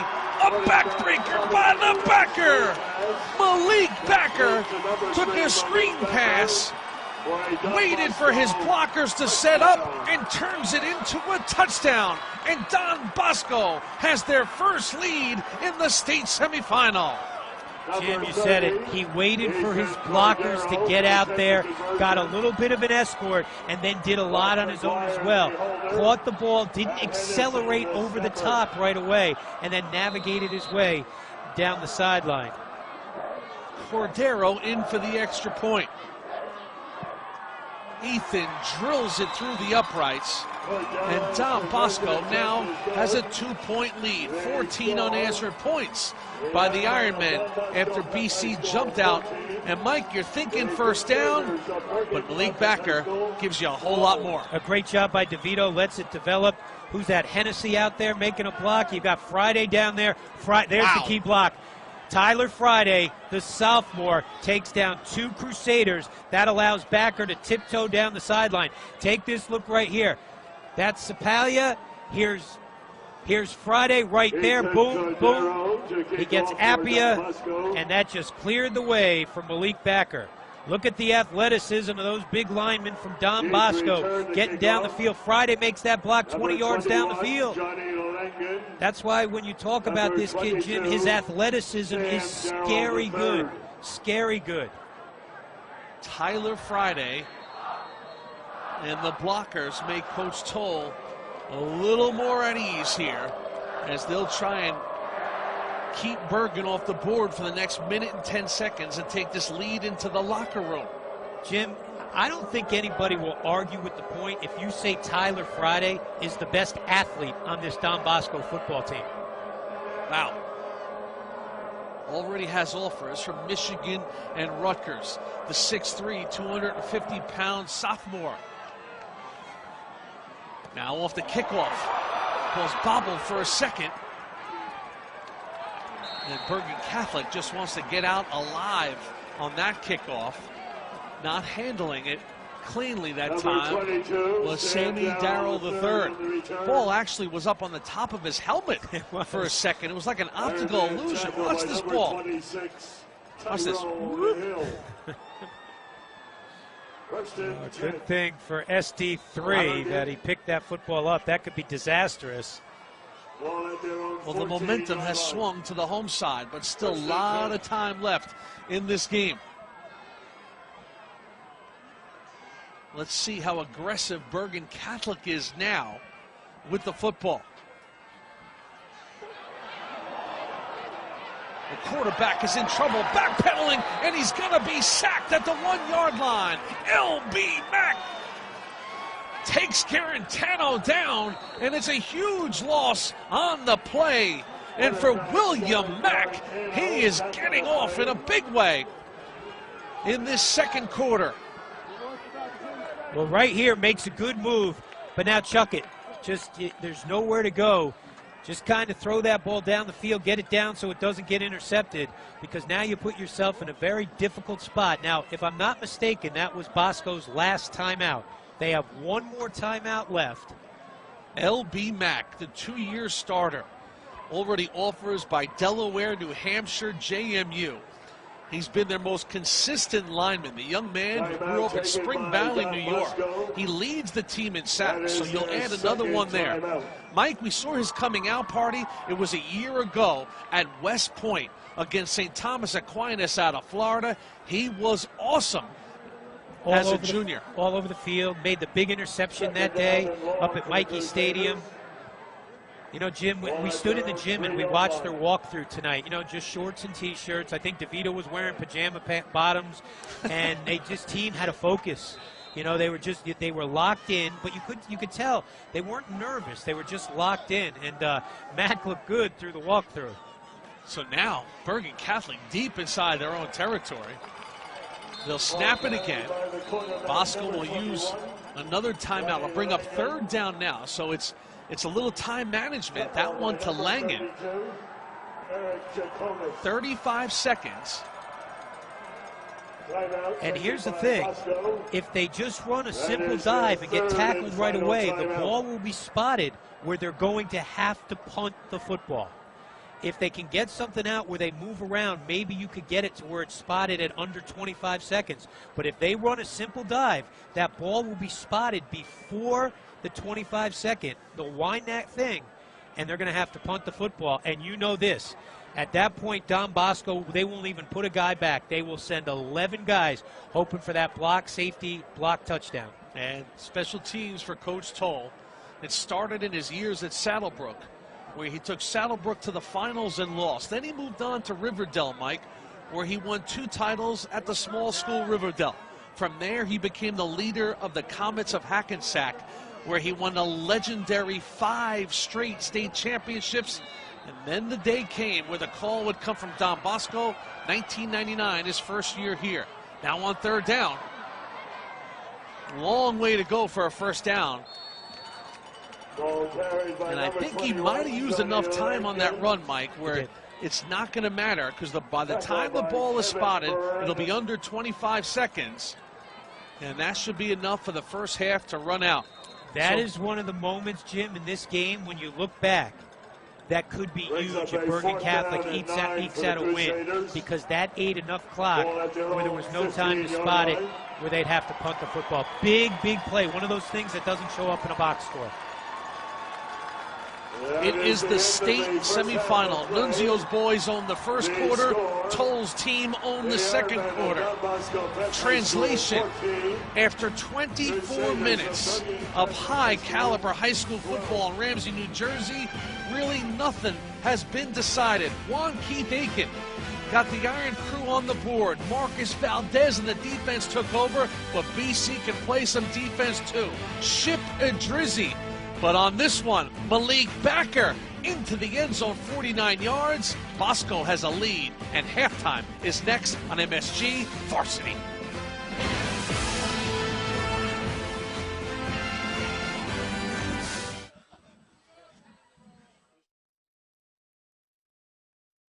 To occasions like this. If this don't light you up about going out there right now, playing in front of that crowd in a hostile environment to do what we do. Play the game that we love and have the opportunity that we have here tonight. Something wrong with you. Watch all the New Jersey football playoff action on MSG Varsity with more than 10 state final games broadcast live from December 3rd through the 6th on msg-varsity.com and the MSG Varsity app.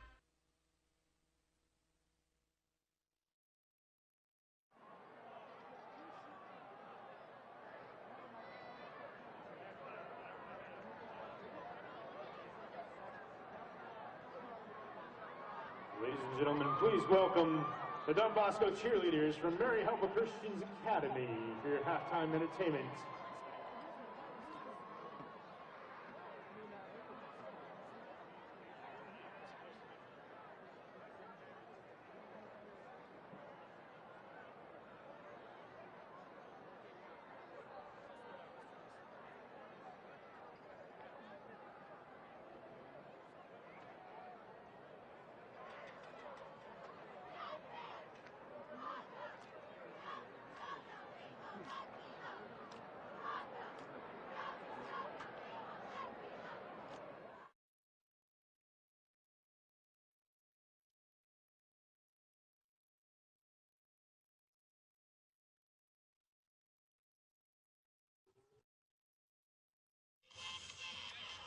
Plenty to cheer about in this one as our #1 team, Don Bosco Prep, has a 2-point lead over #3, the Crusaders of Bergen Catholic.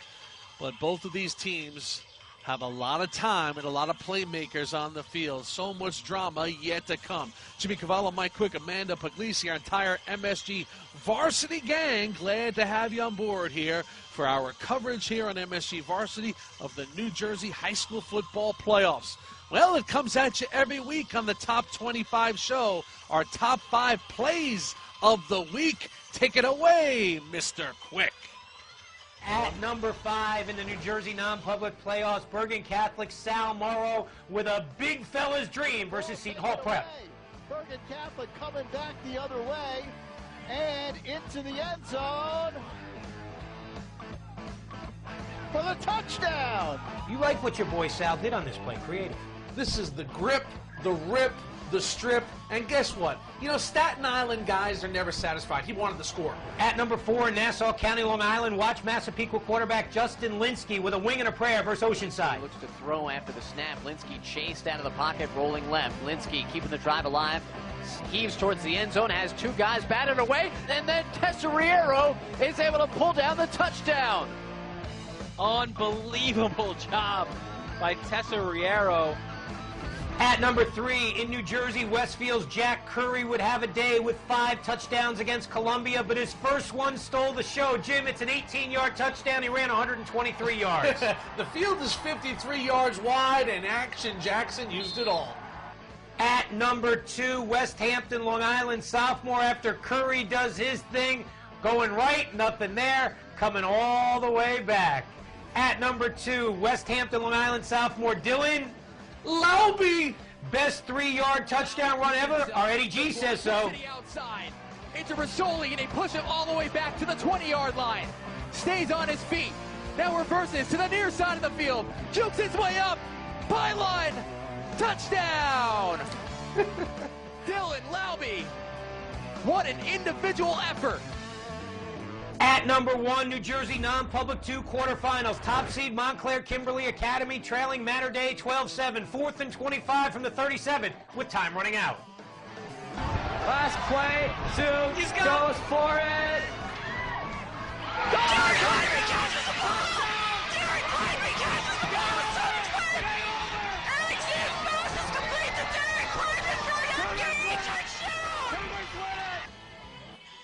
What a play by MKA. Their journey would come to an end today against Hudson Catholic. We are at the half here. Our live images here of Granitel Stadium. Don Bosco, who trailed by 12, now leads by 2. Lots of topics and conversations to have around the tri-state area. I think the place to be on Thanksgiving Day is Connecticut. It was part of our discussion on the highly relevant Q and J. Mike, it is another week on the Q and J, and once again you have shown up. Yes. Okay, here we go, buddy. You're a Connecticut guy. You always have been. Yes. If I told you that, in my opinion, the biggest game in the history of Connecticut high school football was on Thanksgiving Day, the Turkey Bowl, New Canaan, Darien, what would your reaction be? Biggest ever? Biggest ever. I'm talking Bobby Valentine at Ripple-One. I'm talking New Canaan, Stanford in the 60s and 70s. I'm talking Greenwich of the 80s and Sonia Hand. Whatever you want to give me, New London. I'm telling you right now, on Thanksgiving Day at Boyle Stadium in front of upwards of 10,000, 12,000 people, this is the biggest high school football game in the history of Connecticut football. history. The history, baby. I'm talking. I think people up in the valley would say Derby Ansonia when you get 16, 17,000 people. Some 30, 40 years ago, they may say it's bigger. But because of the pomp and circumstance of this game, that it might be the last ever FCIAC championship, they don't play in the postseason. There's a finality to this game like never before. That's why what I'm saying to the folks around the tri-state area, we have such great high school football fans in New Jersey, in New York, on Long Island, New York City, the Hudson Valley. On Thanksgiving Day, get in your car and head to Stanford and Boyle Stadium. You are going to see a spectacle of high school football. But see, here's the problem. Okay? Here we go. No, listen, I'm all for it. I think everybody should watch football, high school on Thanksgiving. The problem's not getting there. The problem is when you leave the game, trying to get back to places like Long Island and New Jersey, it's very difficult when you have to go over bridges on Thanksgiving. It's going to be worth it. It is going to be an unbelievable collection of athleticism, 2 undefeated teams, Division I talent, maybe not all in the sport of football, but it is going to be everything you want in Connecticut's current, it's an event, greatest high school football rivalry. Go to Connecticut on Thanksgiving, Darien and New Canaan. It's in Stanford, just so everybody knows. Here we go. Mike, when do you celebrate Thanksgiving? What? When do you celebrate Thanksgiving? On Thanksgiving. When do you celebrate Christmas? On Christmas. When do you celebrate Easter? On Easter Sunday. Okay, so if you have a Thanksgiving football rivalry, when would you play the game? Thanksgiving. But what's going on, buddy? Because more and more now, Thanksgiving is being removed from the schedule in favor of Thanksgiving week Wednesday, maybe Friday, maybe Saturday. What's going on? It's you know what it is? It's people who are lazy that don't want to come in and have to work on Thanksgiving morning. That's what it is. So here's what they need to do. If you're going to play your Thanksgiving game not on Thanksgiving and move it to Wednesday or Thursday, move it to the week before then. Just get it over and don't even put yourself in any association with Thanksgiving. If you think that little about Thanksgiving football, then you shouldn't even play it in the same week. I have always said this, Jim. Thanksgiving Day football games that are not played on Thanksgiving, unless weather has affected it, to me, they don't exist. Ladies and gentlemen of the jury, here are the facts of the case. Thanksgiving games are some of the most highly attended games. Yes. You're talking some places 10,000, 6,000. What does that tell you? Okay, it tells you it's a collection of alumni, people coming back. It's Thanksgiving morning. That's what it's all about. Tradition. Keep it on Thanksgiving. Let the Thanksgiving Day game live and let all these other turkeys go play on another day. Play on Thanksgiving. Yes. He's the Q. I'm the J. Only 2 topics? Happy Thanksgiving. Only 2 topics? That's it. 2? That's it. That's it. I'm being paid by the time. It's always fun on the Q and J every Thursday night right here on msg-varsity.com. We had some high drama in the first half. We'll have high drama in the second half. When we come back, we'll look at the first half highlights from this game. So glad to have you on board. Right here, the New Jersey Playoffs, MSG Varsity.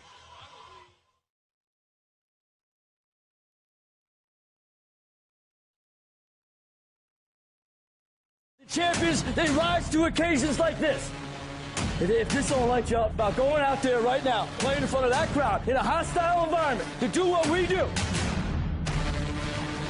play the game that we love, and have the opportunity that we have here tonight, something wrong with you. Watch all the New Jersey football playoff action on MSG Varsity with more than 10 state final games broadcast live from December 3rd through the 6th on msg-varsity.com and the MSG Varsity app.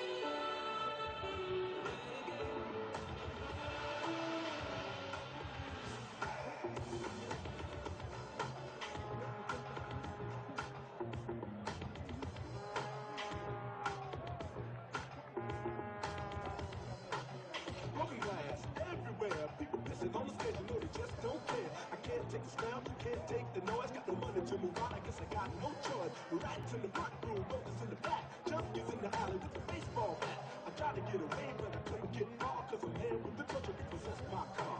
Don't push me, cause I'm close to the edge. I'm trying not to lose my head. It's like a jungle sometimes, it makes me wonder how I keep from going under. It's like a jungle sometimes, it makes me wonder how I keep from going under. I went to the moped store.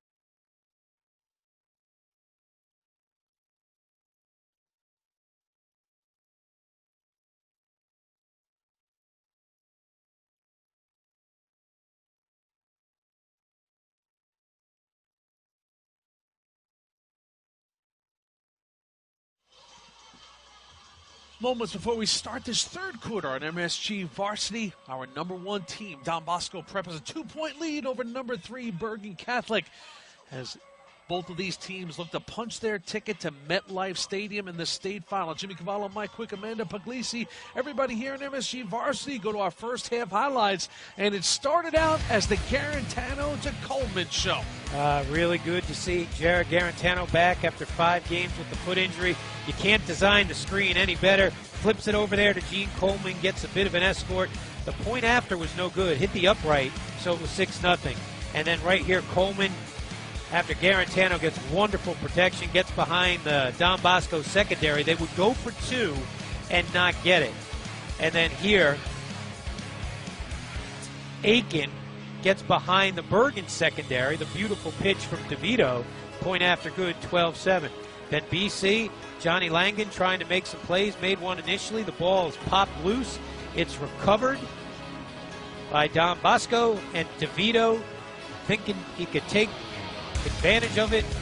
Ship at Drizzy, falls back into great coverage. The linebacker goes up and gets it, and that's when this game changed right there.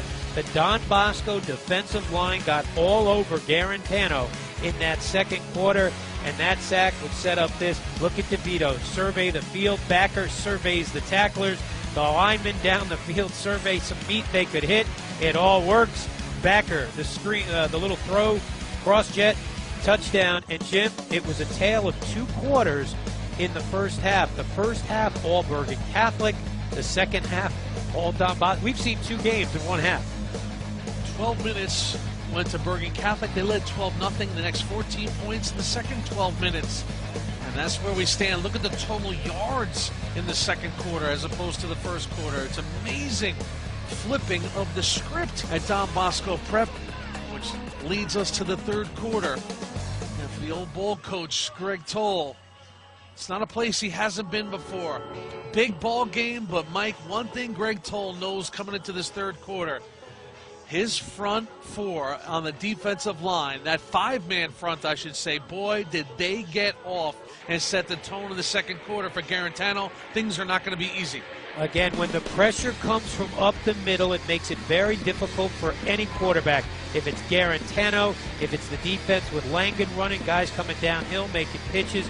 Right there, Simon gets to the quarterback early. Valdez finishes the play, and you can see nowhere to go. Matt gets the sack, but it was Valdez with the push up the middle. Simon here coming off the edge. Then Matt comes in. Garantano just needed to get rid of that football right there. So for the first half, again, the sack stat is overrated, Jim. The stat that's the most valuable for defensive linemen is the pressure stat. The first half, the Bergen offensive line does a great job protecting Garantano. Second half, Don Bosco, the guys in maroon, they were a different beast in that second quarter than they were in the first quarter. No question about it. So Greg Toll, in his 17th year, Mike, he has seen his season come to an end in this game the last 3 years. Back-to-back years at the hands of the Paladins of Paramus Catholic, and of course in 2012 on this field to Nunzio Campanelli and Bergen Catholic. So after the 6 straight state championships, 3 times they've not gotten out of the semis. And then there's Nunzio, who in his first 3 years pushed the season to the limit, losing in the finals. And then a year ago, losing in the semis to our #1 team, Brandon Wimbush, Minka Fitzpatrick, and St. Peter's Prep. So 24 minutes in the books. Next stop, MetLife for one of these 2 teams. 2-point game, you're going to have to earn it. We are underway in the third quarter. Don Bosco will get the ball to start this quarter. Up to about the 29-yard line is KB, Kevin Brennan. The fantastic sophomore who jumps up out of the pile. 2 coaches had a lot to talk about at the half. I wonder what they said to Amanda Puglisi. Well, Jimmy, of course, I spoke to Coach Campanelli of Bergen Catholic first. He said that second quarter, his team, especially his defense, spent a lot of time in the end zone of Don Bosco. And, of course, by spending that time in the end zone, it put a lot of pressure on the defense, which led to that 14 unanswered points. And that's the thing that the team is looking to not have happen to them in this second half. And, of course, for Coach Toll and the Don Bosco Ironmen, the key to their second half success will be the execution of offense and defense, which is what they did in that second quarter. Look, of course, for DeVito to keep throwing, and you know that Ironman defense is going to come out even more physical in this half. No doubt about it, Amanda. It was a field position advantage that helped Bergen Catholic jump out to that 12-0 lead. Don Bosco flipped that in the second quarter. They sure did. And you think about it, when they didn't go for it on that fourth down, and then they forced Bergen to punt again, you played a little cat and mouse there for a while. Then they finally took advantage. I have a funny feeling that we're going to see Malik Backer carry the ball at least 20 times in the second half. They like him to be the power back, the guy that can just keep going. 30-plus carries. We mentioned William Mack, LB, his coming out party at Mikey Stadium on the campus of the U.S. Army. It was also Backer on that day against St. Thomas Aquinas. In a year that didn't end in a championship for Don Bosco last year, that was a signature victory against St. Thomas Aquinas, a team that had double-digit 1A commits on the team, and Backer, 30-plus carries. He moved the chains and took the victory home.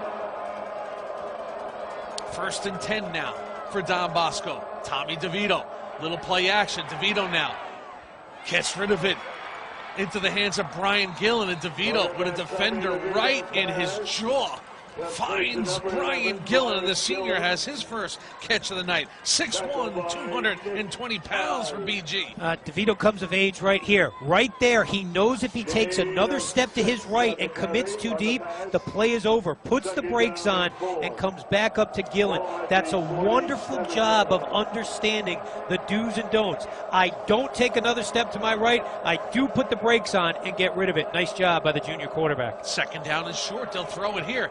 Slings it out to the flats, and it's not handled. That one intended for the fullback, Christian Curcio. So now it'll bring up 3rd down and about 3.5. Pass is incomplete. 3rd down and 4.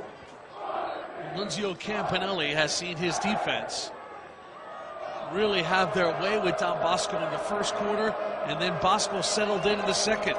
Let's see what happens here in the third. They've had a wonderful year on the defensive side of the ball, have made a lot of plays, and they've really dictated in a lot of the success that Bergen Catholic has had since their quarterback went down. So now DeVito in shotgun on 3rd down. DeVito surveys the field, steps up. He will be sacked. So the Crusaders get to him. And it's Sally Boy Morrow. Number 92. Sal Morrow, the Delaware commit, came a-calling. And that is 6'3", 245 pounds of Staten Island Fury right there. Couple touchdowns last week against Seton Hall. Watch number 46, Pat Palmer right here. He's going to come in. He's going to get DeVito uncomfortable. Right there. Makes him step up, and down he goes. And, of course, Shippa Drizzy's right there as well, as he always is against Don Bosco. Cordero, great punt. He will force Coleman to fair catch it at the 25. Wonderful hang time there. And anytime you can get number 9 to signal for the fair catch, and you're Ethan Cordero, you are doing your job. So Cordero, great kicker / punter. Always what Don Bosco seems to have.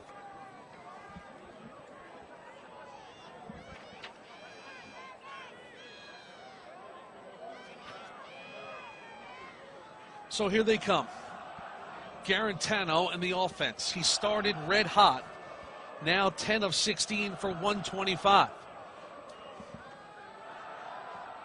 Jarrett with some time now. Now escapes out of the pocket, but he tackled from behind. Great backside pursuit that time by Eric Chaconis. If Bergen Catholic's to win this football game, they have got to start establishing some type of run game here against Don Bosco. You can't ask him to go back and throw it every single time. And again, without McKenzie, who did a good job, the freshman, against Bosco in the Halloween game, over 100 yards, their running game is suspect right now. Suspect. So Garantano picks up 1 on the play. 2nd down and 9. The Tennessee commit from shotgun surveys the field, fires one complete. He'll pick up about 4 yards on the play. Excellent open field tackle that time by Dom Gadaletta. Gadaletta has had an active night tonight. Gadaletta, first-year starter. A year ago, he tore his ACL in August. He has come all the way back. Throwback fighter, said Danny Morangi, defensive coordinator, about number 45 in maroon. Third down now. Let's see if Garantano and company can move the chains. 3 receivers split wide left. Here is Jarrett now. Takes a look. Jarrett forced to step up. He's going down. Simon says Iowa's getting a big-time commit. Brandon Simon with another sack. The speed rush off the edge. The calling card for Brandon Simon. And the Iowa-bound senior makes another play. He can move, 6'2", 235. Right there, just a speed rush. Gets right by Bergen Catholic, Finstra, and then again, when your first step is that good, you can loop it a little bit right there. He has shown us everything tonight. Hunter Reynolds comes up and catches it on the run. So Reynolds with a gutsy athletic play there. And he'll only return it about 7 or 8 yards, but when you think that ball could bounce 15, it's a real positive play. Gets the ball on the Bergen Catholic side of the field. So now Tommy D and company working with a short field. The ball will be spotted at the 45 of BC. DeVito, who grew up in Cedar Grove, lifelong quarterback, came to Don Bosco, waited his turn as a sophomore, as a junior. The job has become his. And now he has a lead in the third quarter. Here's Backer now on first down. Backer will pick up a couple, and then he is tackled. And while Toll has given pretty much full authority of the offense to Mike Teal, I bet you the old Hasbrook Heights fullback turned to Teal and said, hey, can we just get number 3 involved a little more? Let's take some time here. Let's get him going. The more we give him the ball, the better he gets.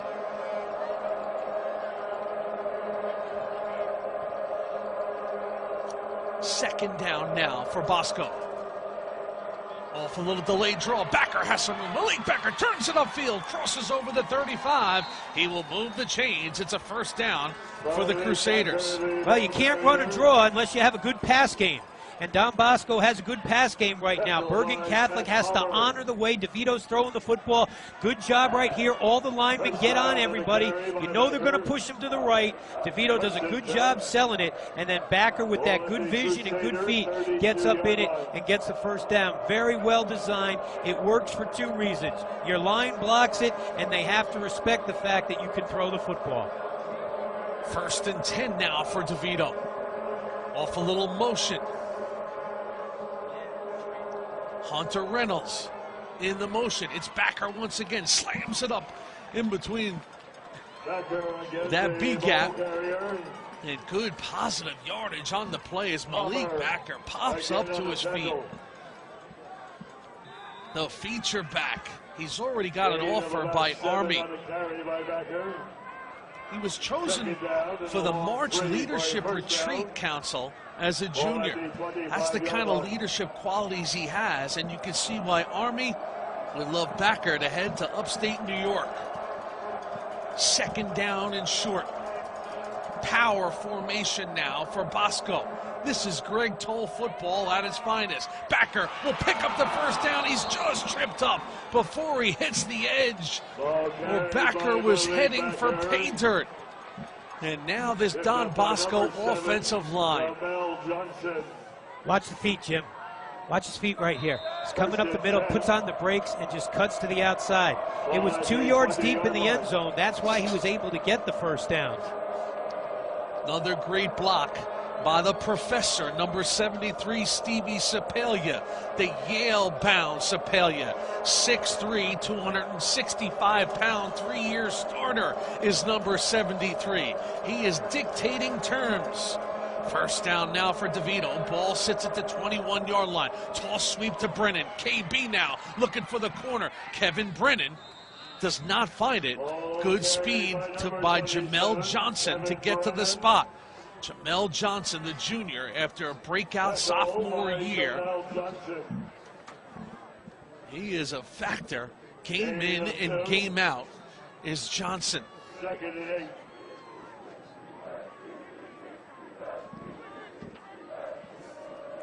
So a pickup of 2 on the play.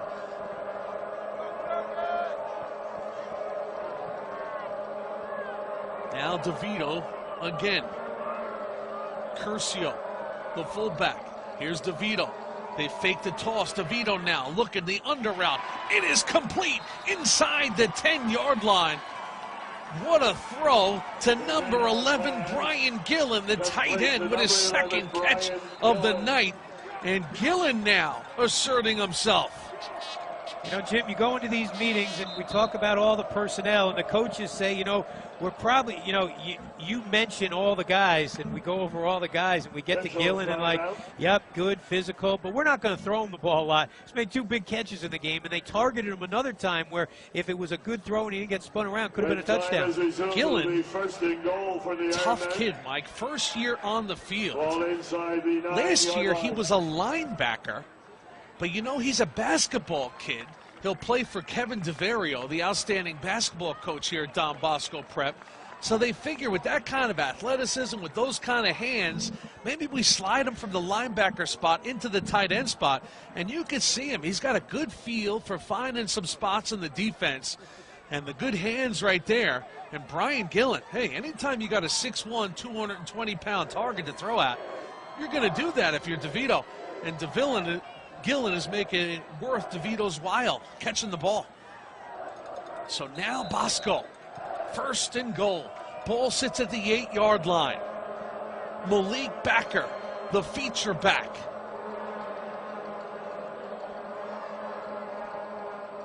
They'll run power to Backer, but Backer will go nowhere. Big pursuit from the left side by Ship Adrizi and Sally Boy Morrow.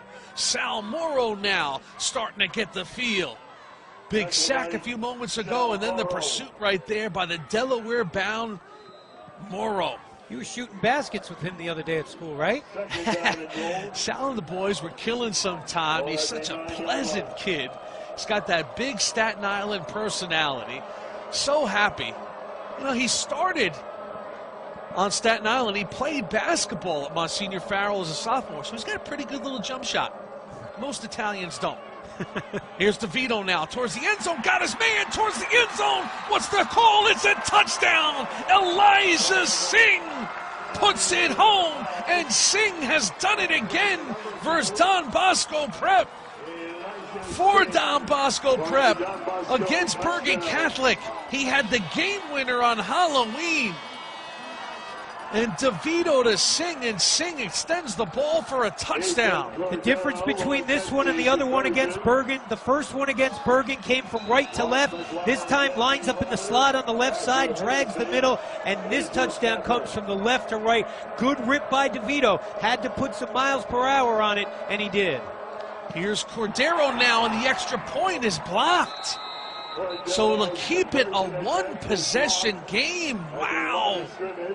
Yeah, Johnson comes flying in off the edge, makes a huge, huge block. How do you like that, Mike? Keeps it an 8-point game. But Tommy DeVito to Elijah Singh. His dad, Monteith Singh, played with David Tyree at Montclair. All the Singhs are good. His uncle Mo was a Mountie once upon a time and is enjoying it here in Ramsey tonight to see Singh take it into the end zone. Just powers off his back foot. Look at Singh, goes out there with the hands. Good job, catches the ball away from his body. You can't dial it up any better. That's a good-looking receiver coming across, getting the hands out away from the body, and he knew exactly where he wanted to go after he caught it. He got Bergen the first time on Halloween, and here, I'm not saying the turkey's in the oven, but it's getting a little closer because right now, and Jim, we saw it in the preseason, we said that if Don Bosco wins the championship, they're going to win it because of their offensive line. Since the first quarter, their offensive line has dominated this football game. So Elijah Singh makes a big play here, and Don Bosco now has an 8-point lead. But that extra point keeps the window of opportunity open for Bergen Catholic. Still just a one-possession game. Now off the kickoff. Momentary crack by Samuel Darrell III. Closes quickly, so here comes the Bergen Catholic offense. We've seen 3 extra points not executed in this game. Bergen's first one was knocked down. The second one, they went for 2 and didn't get it. And now Don Bosco, in a kick that's become pretty routine for them with Cordero, gets blocked, and it keeps a little hope here. Well, a lot of hope with all this time, but not playing Monday morning quarterback, but I did not like it at 12-0 when they went for 2. I thought they should have kicked the extra point. Garantano now back to pass. He rips one down the middle of the field into the hands of Adrizzi. That's an all-American throw from the Tennessee bounder, Jared Garantano. Boy, did he step into that one to Corab Adrizzi. Well, we talked about it in the open. Very few in this area have ever thrown the post pattern the way that Garantano does. And I said all along, if he gets his tight end back, he's going to be happy. That ball is smoked. That is a skinny post right on the hash. Good protection by the line, good route, good throw. So now Bergen quickly into Don Bosco territory. Ball to 39. Here's Langen on the keeper. He'll pick up about 5 on the play, so now they're mixing it up. Johnny Langen, who had the breakout performance in his start against DePaul in his hometown of Wayne. He torched the Spartans of DePaul with 2 rushing touchdowns in a signature performance for him on national TV. 2nd down and 4. He's picked up 6 on that play. 2nd down and 4. Not much there on the next one. Langen again. Just a 10th grader. Look at the size of this kid, folks. 6'3", 205 pounds. Talk about the future at quarterback. It's a bright future for Bergen Catholic as Garantano will pass the torch right to Johnny Boy Langen. Big 3rd down now. This is where they like to run quarterback power. Yeah, but Jim, you got to remember, he told us that he wasn't okay, and here goes Garantano, split left. They will not throw him the football. Langen to the left side, bounces it out. He'll have the 1st down, still on his feet, inside the 20, inside the 25. Ball came free, but the referee signaled that he was down.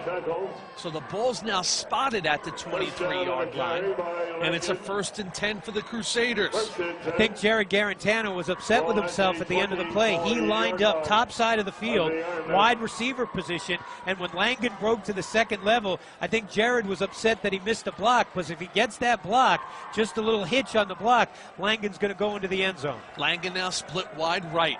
Gene Coleman to the left. Here is Jared Garantano. Low snap, but he handles it. Garantano swings it out to Coleman, who's tackled immediately. Right on top of the coverage was Tyrone Hill. What a matchup with Gene, the playmaker, Coleman, and Tyrone Hill. 2 Division I football players, mano a mano. Low snap, seen that a couple times tonight. And right there, just gets it over Mack. Mack gets his hands up a little late. Then watch Hill. Just comes up. Really good football player. Maryland getting a guy that, you know, I don't know if he was recruited as high as he should have been. Maryland's a Big Ten school, but not as many people came after Hill as they should have. Physical player, too. 2nd down now. On the under route, it is complete. Inside the 10-yard line, down to about the 4. It's a 1st down for the Crusaders to Coleman again. Gene Coleman finding some room in the secondary of Don Bosco. I love it. Hangs in the pocket, lets the route develop right here. He knew where he was going all along. Took his eyes to the right initially, gets the safety out of there, and then he has Coleman coming backside. He knew he was coming to 9 on the backside as we will go to the 4th quarter, where Bergen Catholic is a touchdown and a 2-point conversion away from tying this thing up.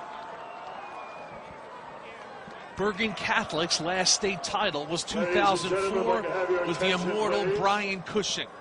For Don Bosco, their last state title, 2011. That was on the back end of a 6-peat, 6 straight state finals. There are 12 minutes left in the non-public Group 4 semifinal. One of these teams is looking to go to the dance. The fourth and final quarter is next, right here on MSG Varsity.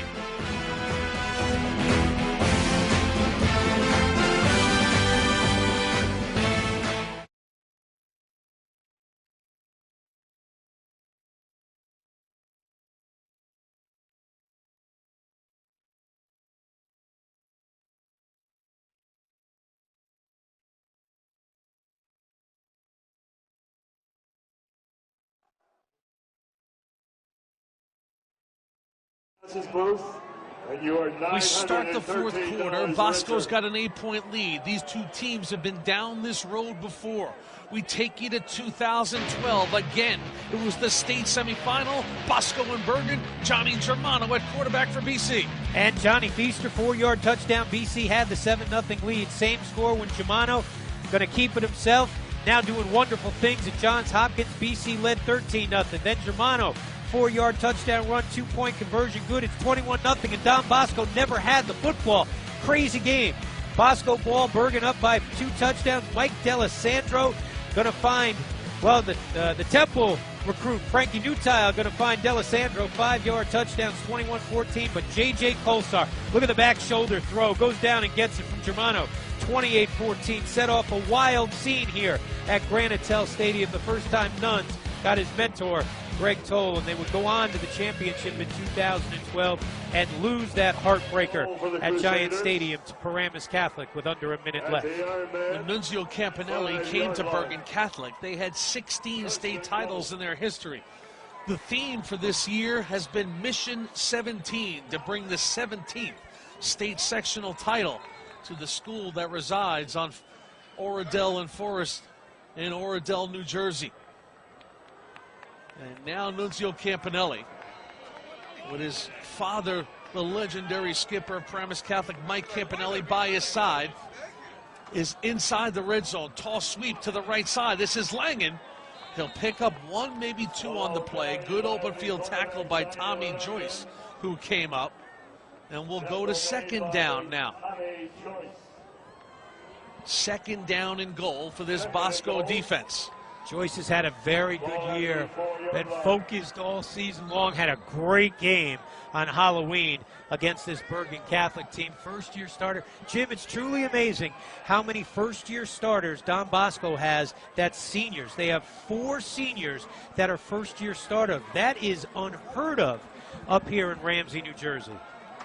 Again, the heavy package now. Frankie Feaster in at fullback. Johnny Langen now, the quarterback, bounces to the outside. He'll find Painter, dives into the end zone. The super sophomore Johnny Langen brings the Crusaders to within a deuce. Well, when we met with Campanelli on Thursday, he told us inside the 10-yard line, we're pretty much going to go with Langen. And right there, he gets into the end zone. And again, Jim, had they not chased the 2 points at 12-0, this is an extra point that would tie this football game. Langen now splits out wide right. Garantano back in there. Ryan McCarthy, the feature back. Bergen Catholic trying to tie this game up as we start the fourth quarter. Garantano to throw, he gets hit, and it's incomplete. The pressure was on him again. LB was in the neighborhood, and Garantano is lifted up off the carpet by his teammates. He took a lick by William Mack III. I want to see the replay. I want to see if Mack stunted and looped in because the pressure came up the middle. Usually Mack is coming from the outside. I'd like to see if there was a stunt, guys, if you could give us an end zone look at that, because watch where one comes from. Usually, Jim, he's coming from the edge. Here he comes right up in the middle. Garantano cannot step into the throw. Let's take a look. Where does one line up? No, that's just a great inside move. Just swim move, and he puts his helmet. Beautiful tackle, clean tackle, the old swim move. And we saw Coach Toll at 4:45 today in the gym, kids in shorts and T-shirts, and he pulled one of the kids out, and he said, okay, when you get on him, you want to get your hands and you want to get off him. That's exactly what happened right there by L.B. Mack. So now the little pooch kick here. This is a free ball, and luckily for Don Bosco, it goes out of bounds. Boy, expect the unexpected on kickoffs when Nunzio Campanelli is coaching against you. You see his father, Mike Campanelli, standing right behind him. Mike Campanelli was the king of the surprise on the kickoffs. Illegal procedure indicated against the Crusaders. So Bergen offsides now. Let's see what Don Bosco elects to do.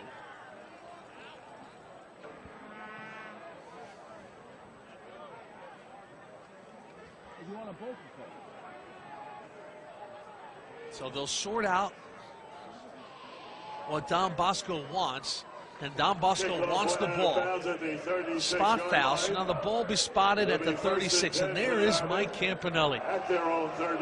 What a presence in New Jersey high school football all those years at Bergen Catholic, coaching his boys, the Campanelli boys. The height of creativity and toughness as a football coach. Good looking play right here. Well executed as DeVito on the quick out that time into the hands of Johnny Bowen. And the speed of the execution was what made it work to number 18, the talented athlete. Came over from Caldwell High School, one of the few guys to have to sit out under the transfer rule. Jim, when we go to these meetings, we learn a lot of things, like number 9, Hunter Reynolds, best blocker on the team. They get the first down because the wideout gets the extra push. And there you go. First down now for Bosco. Backer on a little delay. Malik into Bergen Catholic territory. He'll pick up about 4 or 5 on the play. And Malik Backer. Very rarely do you stop this guy for any negative yardage. The perfect combination of being shifty and powerful. He has it all. And he has that ability to wait. The great runners don't overuse their speed initially. This guy's a surveyor. He sizes it up, and then he hits it.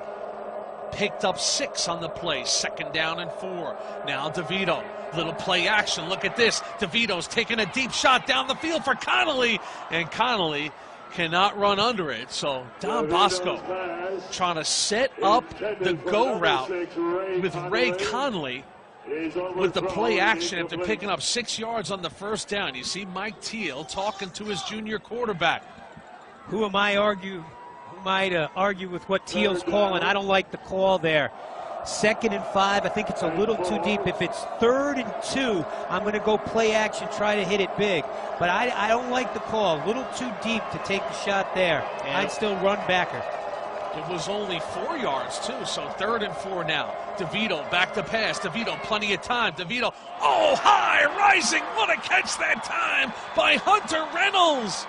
Hunter Reynolds, Mike, who's had a tough night catching the ball, makes a beautiful catch right there. Does the senior. He climbed the ladder at 6 feet. Well, they love the way he works. And again, look at him go up and get it. Jim, we saw him in the beginning of the year on Labor Day Saturday against St. Joe's. We're like, who is this guy? Didn't know him. Played on the JV a year ago. He is still 16 years old.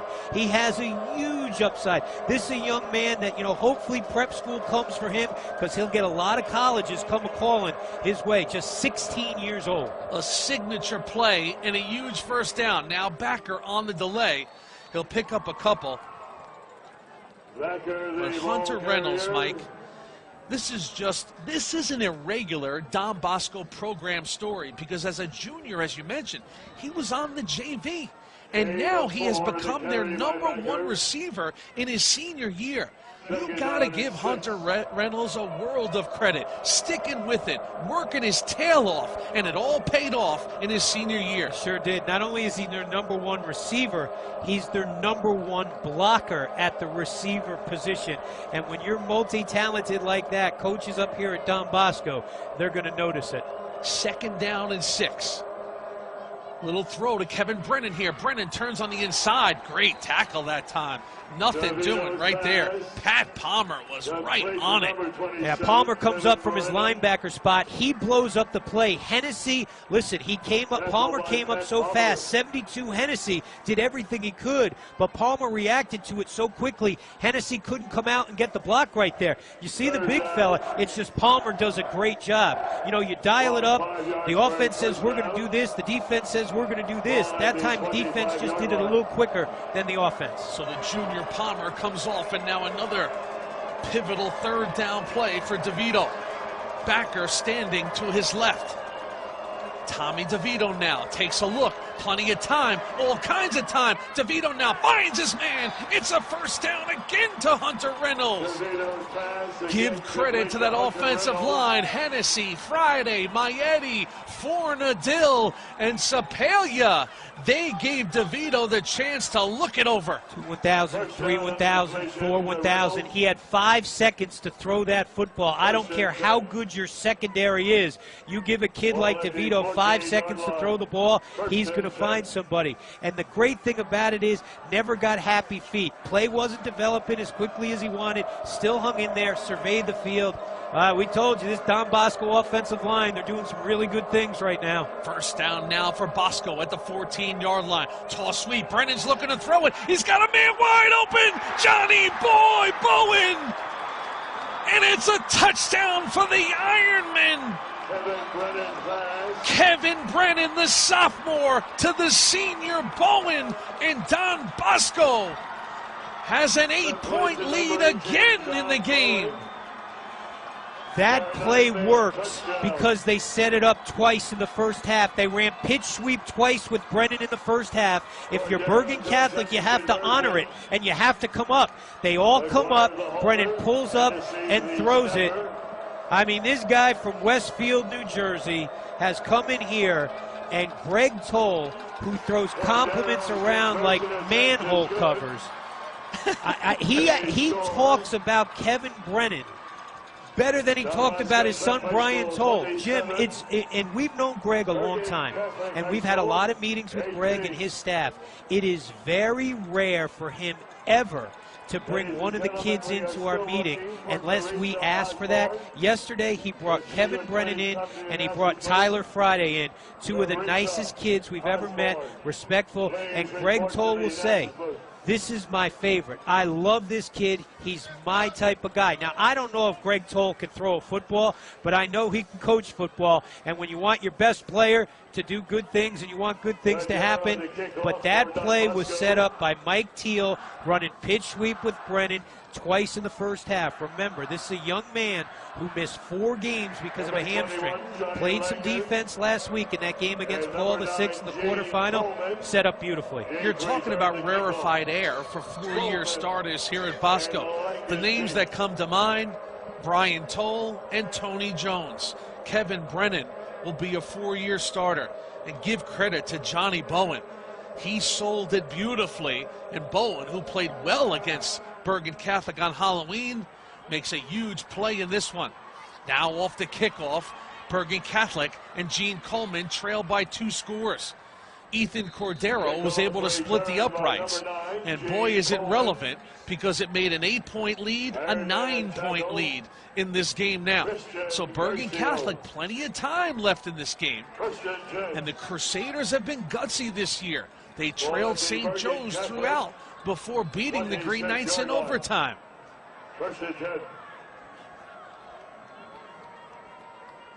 So Jared Garantano.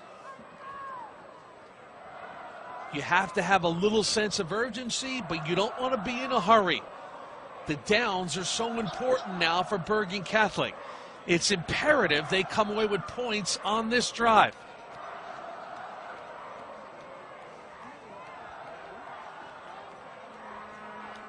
Garantano, plagued by injuries in his career, broke his wrist a year ago against St. Joe's. That would also end his season.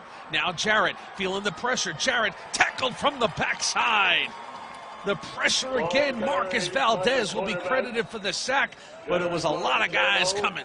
Well, that time it's Mack that makes Garantano step up. He comes off the bull rush off the right side. There's Valdez sitting waiting in the middle. Look at Mack right here. Physical, contact, makes him step up. Simon on the other side. Good job by those defensive ends. This pass is incomplete, intended for Rodrizzi. So it'll bring up now 3rd down and long. You got to think Bergen Catholic is in 4-down territory, even though the ball is spotted at their 28-yard line.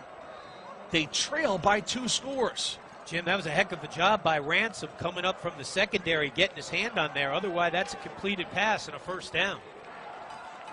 Ransom, raw talent, great athlete. Experience is going to help him, but he's had an active night as number 23. Now Garantano can take his time with the clock stopped. Showing a little blitz as Bosco. Here they come, and Garantano's just got to get rid of it, and it's complete, and it's Coleman.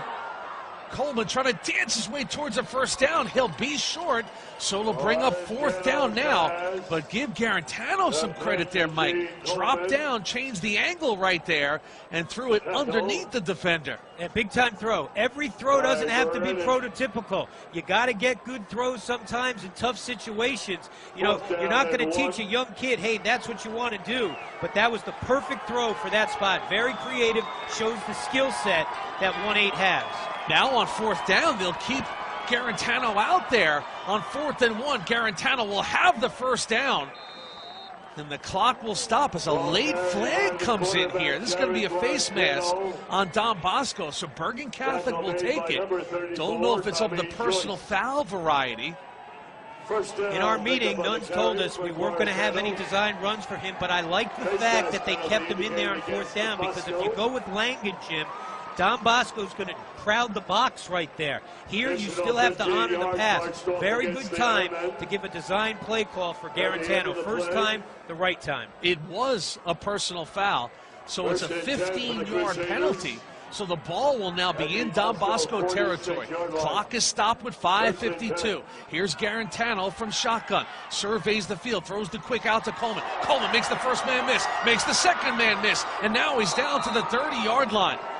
Boy, for a guy with the profile of Gene Coleman, he finds ways to get open because you know he's attracting the attention of the Bosco defense. He's a yak guy, too. He's very good yards after catch. Boom, move right there. He's got those quick feet. Boom, another move right there. He's a quarterback helper, man. Garantano now slings it into coverage. They'll be stopped, so now the clock will roll as we come up on 5.5 minutes left. Bergen Catholic has a lot of life, and look who caught that one. It's the other quarterback, sophomore John Langan. Bergen going no huddle now, 2nd down, call at 5. Garantano looks over, has the play, and now the clock will stop. I believe Don Bosco called timeout. Danny Morangi did not like the look of his defensive setup, so he'll take a timeout.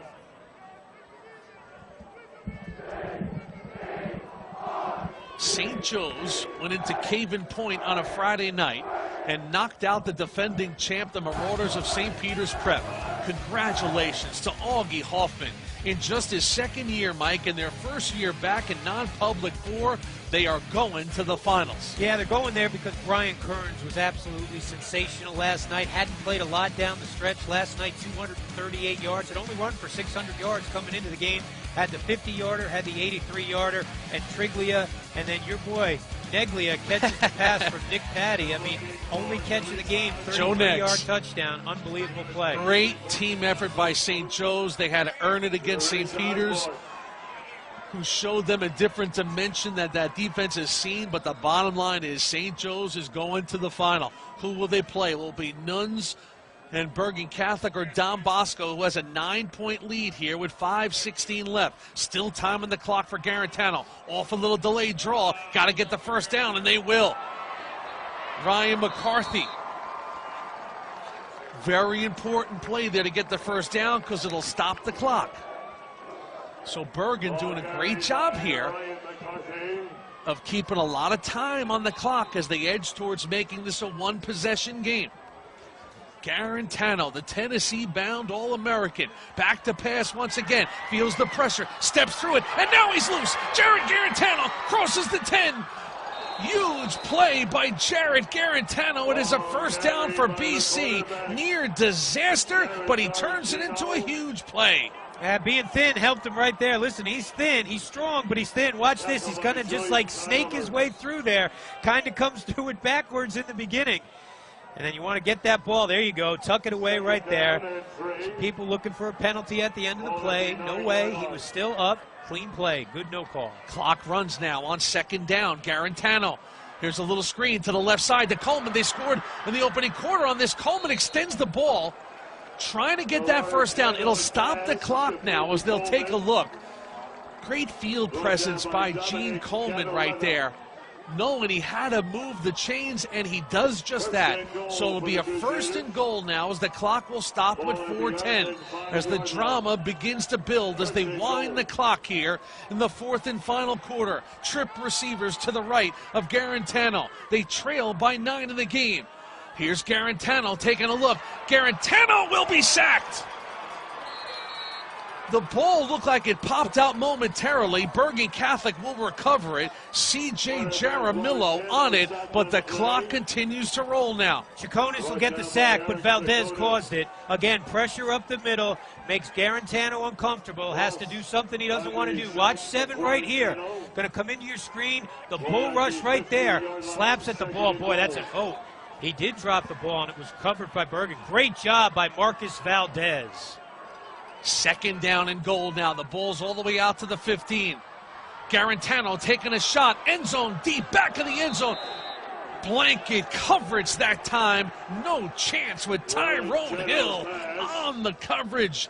And the Maryland-bound senior gave Gene Coleman no room to breathe. Yeah, he used the sideline as a second defender right there. He just runs him up the sideline and then takes him out of the back of the end zone. A lot of contact there, but I thought it was initiated by Bergen Catholic. I like the fact there was no call, though.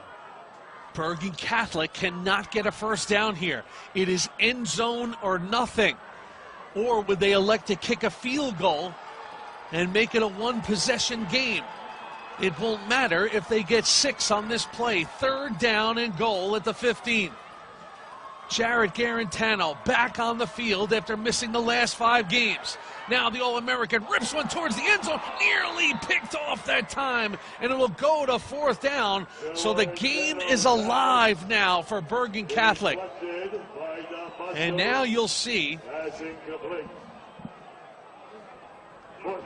a field goal attempt 15 yards for a touchdown by Carney. Carney, you were watching him warm up at the half, Jim. He was hitting him pretty good. 2 of 3 on the season field goal. This will be a 32-yarder for the freshman Carney. Carney gets into it beautifully, and he nails it. That is a clutch kick.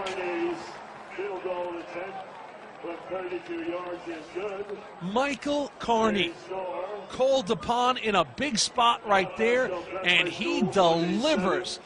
And Mike, this kid is just a freshman. Big spot, right call, good snap, good hold, good kick, good game. And that gives Bergen Catholic a touchdown, can win this football game. So right now, if you're Don Bosco, the goal is get a couple first downs, get Bergen Catholic to use their timeouts, and then you should be in pretty good shape. Well, Nunzio Campanelli got what he needed out of that drive, Mike, because when Don Bosco doesn't make the interception on third down, they kick the field goal. And now, if his defense can find a way, this game will end under his terms with Jared Garantano on the field with the Bergen Catholic offense and a chance to win the game. But hold on to your hat now. I'm sure the hands team is in there for Greg Toll and Don Bosco. The height of creativity on kickoffs. Here it comes. It's an onside kick, and it's handled by the hands team of Don Bosco. J.P. Blassie. Onside kick is recovered. Number 34. It's a pretty cool image right there. All his teammates so happy for JP. Doesn't get on the field that much, but boy, does he make a big play right there. JP looked it right into his hands, and the senior. And if you're Nuns, Jim, you got to start taking your timeouts right here. 1st and 10 now for Bosco. The ball is at the 46-yard line. Here's Backer on 1st down. Backer avoiding tackles, and he'll pick up no gain on the play. Now the drama begins. Nunzio Campanelli will not use his first timeout yet, and the clock will just continue to roll. Malik Backer, and now for Coach Toll. They will just try to move the chains and take this game home with their offense on the field. Curcio, the fullback. Tommy DeVito now from shotgun. Little jet sweep here with Aiken. Aiken will turn upfield. He'll pick up about 3 or 4 on the play, but he'll bring up a pivotal 3rd down now as the clock continues to roll. Jim, that time Bergen Catholic came out just a 1-deep safety. They put 10 guys in the box. Be interesting to see what the offensive coordinator, Mike Teal, does. Do you take a little play action? But the problem is, if the pass is incomplete, it'll stop the clock, and Bergen would not have to use a timeout. One of these pivotal calls that turns guys like Teal and Toll gray. Singh and Connolly and Reynolds trip receivers to the left. Tommy DeVito. Will he throw the biggest pass of his Bosco career? It's a screen to Backer. Backer's going to have the 1st down. Gets tripped up, and he'll get the spot. Malik Backer got just enough, and Don Bosco has a 1st down. Well, Nunzio Campanelli's calling for a hold against 54 Maroon Don Bosco, but I'm going to tell you this right now. Watch this sophomore, Tyler Friday. Good job by DeVito, and look at the big fella get out, and he just takes Dunmore out. There's your play right there. The pass is great, the catch is great, the block is spectacular. You send that clip to any college in America, and that man has a scholarship tomorrow morning. I'm telling you, I've said it again. I will say it again. And Russ, our producer, thought I was nuts when I said it before. 54 Tyler Friday will be the most recruited player in the history of Don Bosco Brian football. Toll. Look at the athleticism. Muhammad. Well, there you go. But this is what I saw in the preseason against St. Joe's Hamilton. I saw the athleticism by this guard. Just a sophomore. And you get out there. And Jim, he's still a little boy, but he's already a man. It's scary to think what this kid is going to look like in 2 years. His brother Sammy resides at 6'9". Tyler Friday. That's why Kyle Flood and Rutgers have already offered him. Was on the field as a freshman. They referred to him as a freak because of the size, the speed, the quickness. And you know old school offensive linemen, Mike, they love the head snap. And you saw one right there. That was hat on hat, blocking at its finest. So now 1st and 10, and time is not on the side of BC. They will now start to use their timeouts. Toss sweep to Backer. Got a handle on that one. Stayed on his feet. Now he's got to protect that football. Boy, it looked like to me for a second Backer almost didn't handle that ball and pinned it to his hip. Bergen Catholic will use another timeout and stop the clock. Timeout taken by Bergen Catholic. That is their 2nd. Jim, this is why, and again, listen, this is why these guys are great football coaches. I'm just watching the game from afar. But that's why I would have taken a timeout on 1st and 2nd down if I'm Nunzio. Because of the 1st down, they were able to take 2 minutes of clock already. It changes the dynamic. Mike, toss sweep sometimes can be a dangerous play. Watch Backer here from DeVito. Whoa. You got good eyes, partner. I did not see that the first time. Remember, Greg Toll and Don Bosco's season came to an end last year at Paramus Catholic in this game. After Don Bosco had turned over Paramus Catholic on downs with under 2 minutes, they would fumble the ball away and give it back to PC in the final seconds of the game, and the Paladins would make them pay with a game-winning touchdown. That was last year. This is this year. DeVito from shotgun on second down. They'll swing it out to Brennan. Brennan will put the brakes on. Don Bosco getting very kind of creative here with a guy like Malik Backer in the backfield, swinging it out now to Brennan. Well, Jim, what they're using right there, they're using Brennan. It's almost like a pitch sweep. It's just a forward pass. They're trying to get him coming up the field when he catches it. It's kind of that new wave run hybrid pass game right there. But you're right, you don't want to be going backwards at this time. The only positive is you're making Bergen Catholic use their timeouts. As you would if you just handed it off to number 3. So you're old school, man, so you don't like the throw. Well, there's a little risk in there. If Brennan is to drop it, it stops the clock, and that was kind of right on the margin of being a lateral, which then would be a live ball. Hey, listen. I have Mike Teal's phone number if you'd like to call him. Well, look at Bosco now. They have seen Bergen Catholic use their final timeout, but Bosco is going to, at some point, punt this ball away, Mike, because they are in 3rd and 20. They have gone backwards after Backer got the first down on the screen pass. And Nunzio Campanelli still has some hope in this game. You will see his offense again unless Don Bosco has the 3rd and 20 play of the century. The Crusadiacs looking for one more chance. DeVito now on the rollout. DeVito throwing back, taking a shot downfield. Ball's up for grabs, and it's knocked down. Pass was underthrown, no call there. And wow, Mike, it stops the clock. Pat Palmer again. Is incomplete.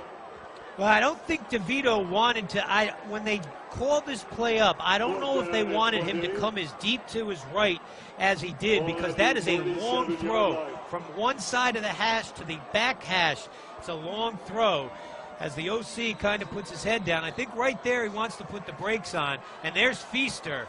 And again, why is the ball underthrown? Because number 10 is coming down on like a freight train and he can't step into it. Mike, and the punt is blocked!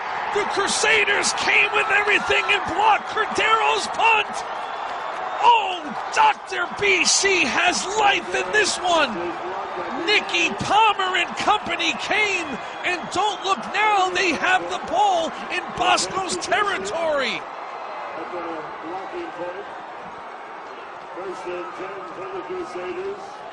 Remember, the clock will stop on first downs. They still can play with the middle of the field. There's a lot of time.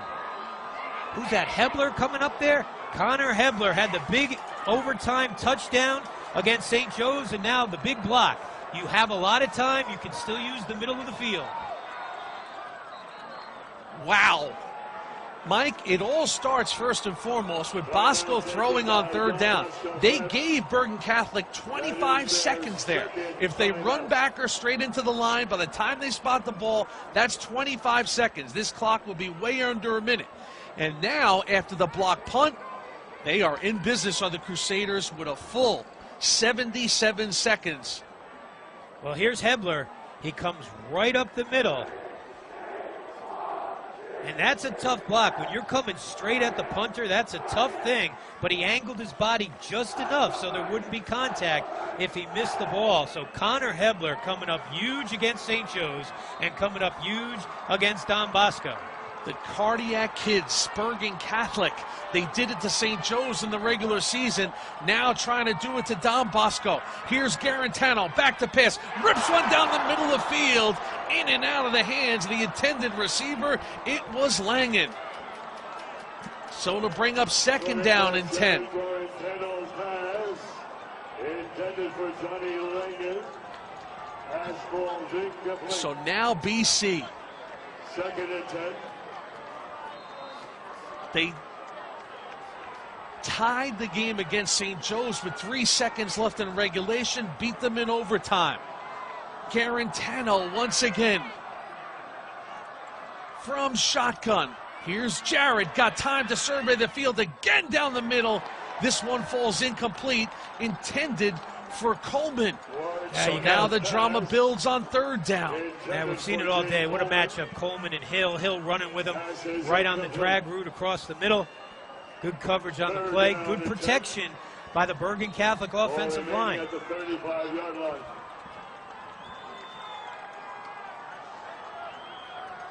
Third down and 10. Bergen Catholic trying to keep the game alive. Garantano, 4 receivers in the package. Here's Garantano. He has time. Garantano across the middle. Intercepted! Intercepted! Don Bosco gets the football. It's Haran Ransom. Hip, hip, hurrah for the Ironman Nation, because the junior has made the play of the season. Garantano stepped into a deep ball over the middle. It sailed on him, and the pick was made. Jim, the ball's... Okay, watch this, Jim. 24. They bring Ahmad Swafford, the 6'3 junior, 24, going to come right up the middle here, gets by that inside of the line, and Jared has to let the ball go a little high. Watch 24. Simon working on the outside, 24 working on the center, and he gets off the center, and like Toll said, he said, you just saw it. The guys in the truck, they showed it to us, Jim. He said, get off him. Don't hold him. Rip him off. And there he goes, Swafford right up the middle. Huge play by number 24. The victory formation has come to Ramsey on a Saturday night special. Haran Ransom, the raw, talented junior, makes the play for Greg Toll, and the coach, who has seen his season end in the semifinals the last 3 years, is going back to MetLife.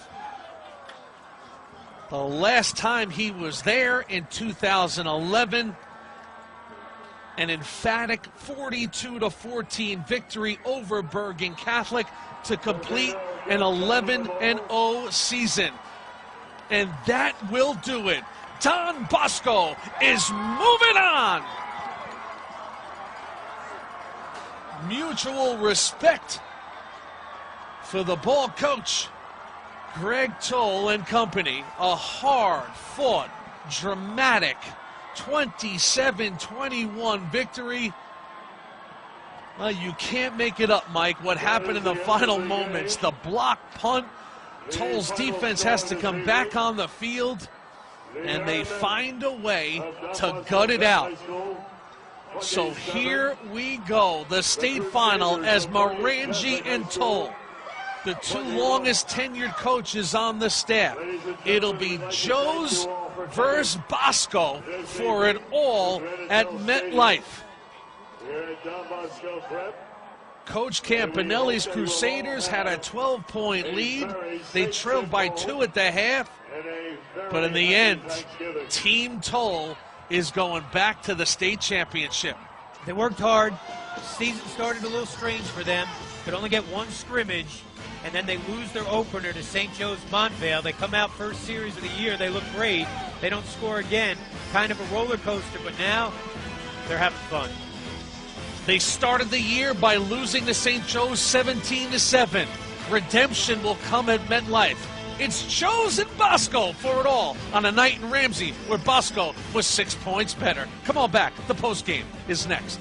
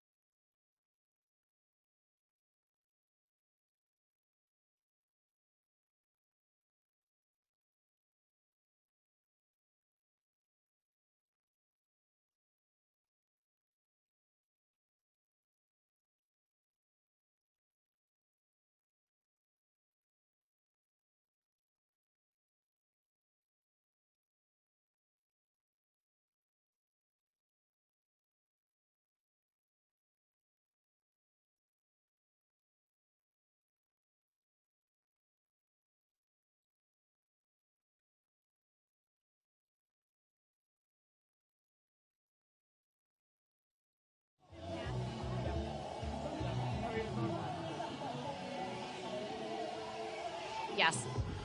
Yes.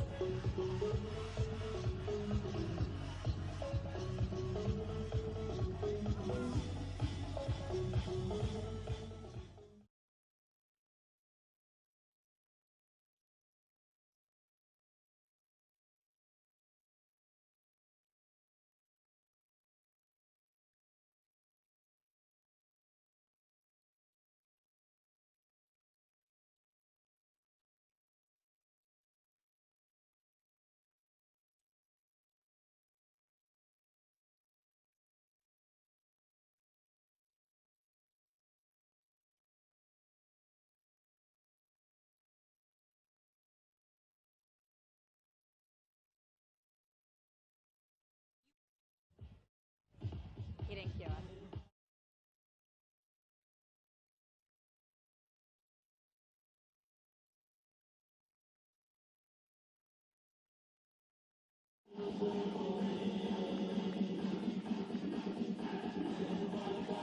Kevin, you were out with injury the first Bosco Bergen game, of course, on Halloween. How does it feel for you now to be back in this game and, of course, have such a big impact right now in the playoffs? You know, it's amazing in a big playoff game like this just to have an impact on the team and help the team get the win. It's a great feeling.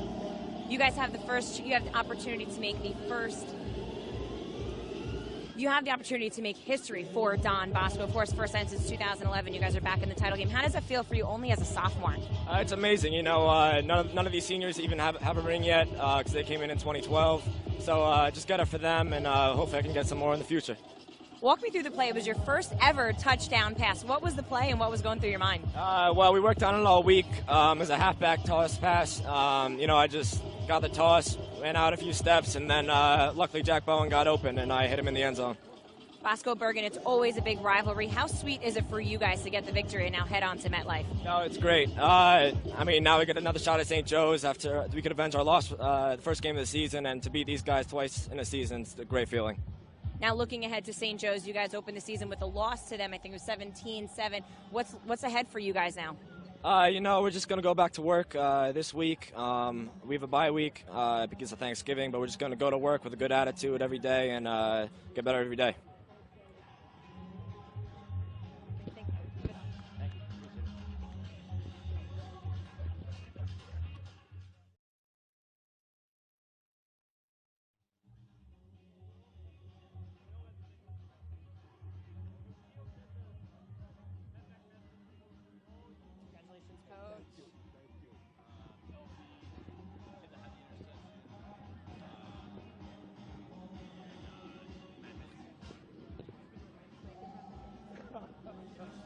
Quickie picked us, though. He picked us. A lot of other people didn't, but Quickie did.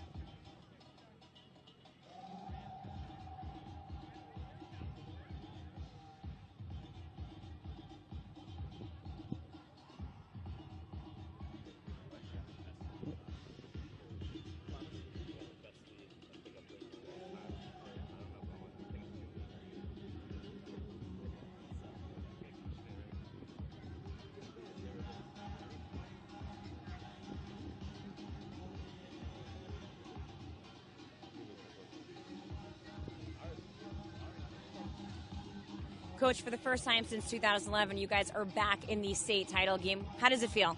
Wonderful. Outstanding. You know, hey, you guys picked us. Mike Quick picked us, and, hey, we didn't disappoint.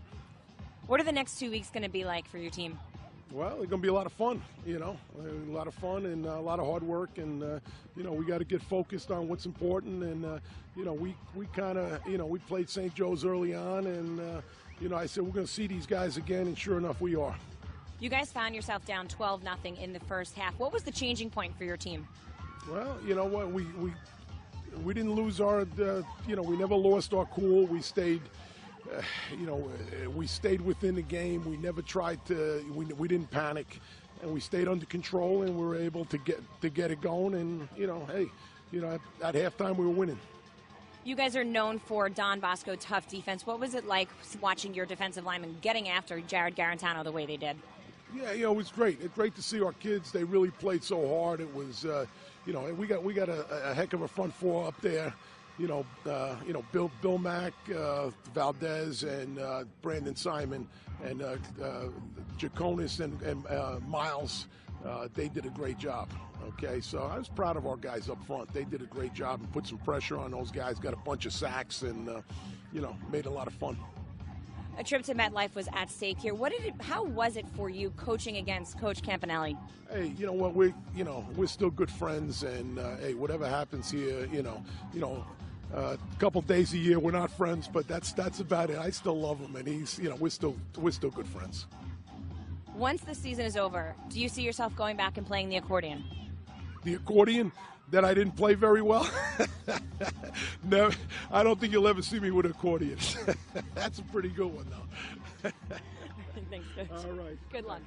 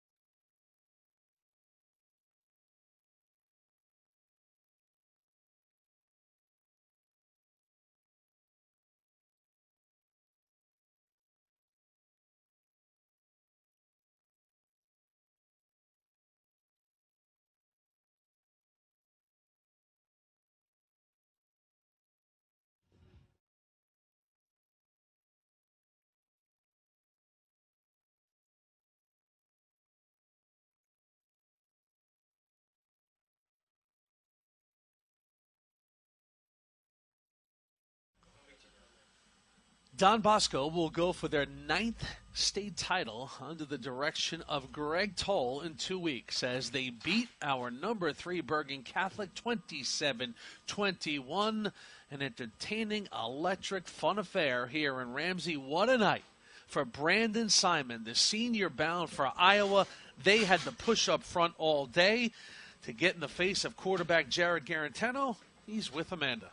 Well, Brandon, it's always a big story when Bosco and Bergen meet. And, of course, this time it was a ticket to MetLife. How does it feel for you as a senior, not only to have beaten your rivals, but to know that you guys are going back to the state final? I feel very blessed. Glory be to God. We just brought into what the coaches were telling us to do all week in practice, and we displayed what we can do today, and we're just blessed. We're glad we finally got over the hump. Last 2 years we lost in the semifinals, and we finally got over the hump, and we're back at MetLife. So I feel very honored. I love my teammates, and I'm just blessed. Glory be to God. Now, of course, Don Bosco is known for their tough defense. You were a big part of that tonight, of course, getting in Jared Garantano's face, sacking him. What was the defensive plan? The plan was to do our jobs, basically. That was our plan, do our jobs, and we did our jobs, and we're very happy. We're going back to MetLife, and we're thrilled. What was kind of the talk on the sideline and even on the field as far as the defensive guys go? As far as the defensive guys go, what was kind of the talk all week long leading up to this week? Did you guys know you were going to come up against Garantano? Were you ready for him? What was it like? We didn't know who was going to play, and it really didn't matter. Whoever played, whoever was in front of us, they were going to get beat, and we did our job. So we didn't really care. We didn't really know who was going to play, and we just did our job. So it didn't matter who played. Next up for you guys, it's St. Joe's. You guys are kind of looking for a little bit of redemption. You lost to them. It's a little bit of a revenge tour for you guys. What's the next 2 weeks going to be like? Just regular practice. We're gonna our coach is gonna set up a game plan for us, and we're gonna execute the game plan. Brandon, best of luck. We'll see you at MetLife. Thank you. I appreciate it. All right, Amanda, what a night for Brandon Simon. And you look at our final stats here tonight. The score, of course, 27-21. Don Bosco with the advantage running the football, passing yards. Bergen Catholic came out. Garantano had thrown for over 130 in the first quarter. And then he kind of went the other way. Total yards, basically dead even. Look at the first downs. 17 first downs apiece. Third down conversion. Very nice by Danny Morangi's defense. Holds Bergen Catholic to 5 of 16. They forced the 2 big turnovers. Of course, the one in the end. You know, sacks amazing. 4 for Don Bosco, but it was the pressures all night in the face of Garantano that were the difference in this game. They made him uncomfortable after the first quarter. But in the end, all that matters to Team Ironman is that 6-point differential. They are heading to MetLife. So that will do it. A Saturday night special in Ramsey, New Jersey. You knew the Crusadiacs would come in force, where the prodigal son of BC returned, Jared Garantano, Coach Toll, Coach Campanelli, and Bergen Catholic jumped out fast. The playmaker Gene Coleman with 2 big first quarter touchdowns. This one, and then, of course, in the back of the end zone. And Gene the playmaking machine. But then here comes Don Bosco. Juan Keith Aiken gets him on the board. And then the defense. Oh, they were fierce all night. Marcus Valdez and company. Back and forth they would go. Shiprana Drizzy with a huge turnover. Malik Backer. What more can you say about number 3? Turns a little screen into a big play, and Don Bosco had a lead at the half. And Backer would just keep coming. His toughness was on display. Tommy DeVito, the junior quarterback, was stellar all night with the touchdown throw there. And then, of course, Bergen Catholic got back in it. The super sophomore Johnny Langan. Who would have thought that Kevin Brennan would throw a touchdown pass? Jack Bowen on the receiving end. There would be drama late. Bergen Catholic would block a punt and give the Crusaders one last chance. But there he is, Heron Ransom, and the Ironmen are going to the state finals. Good night from Ramsey.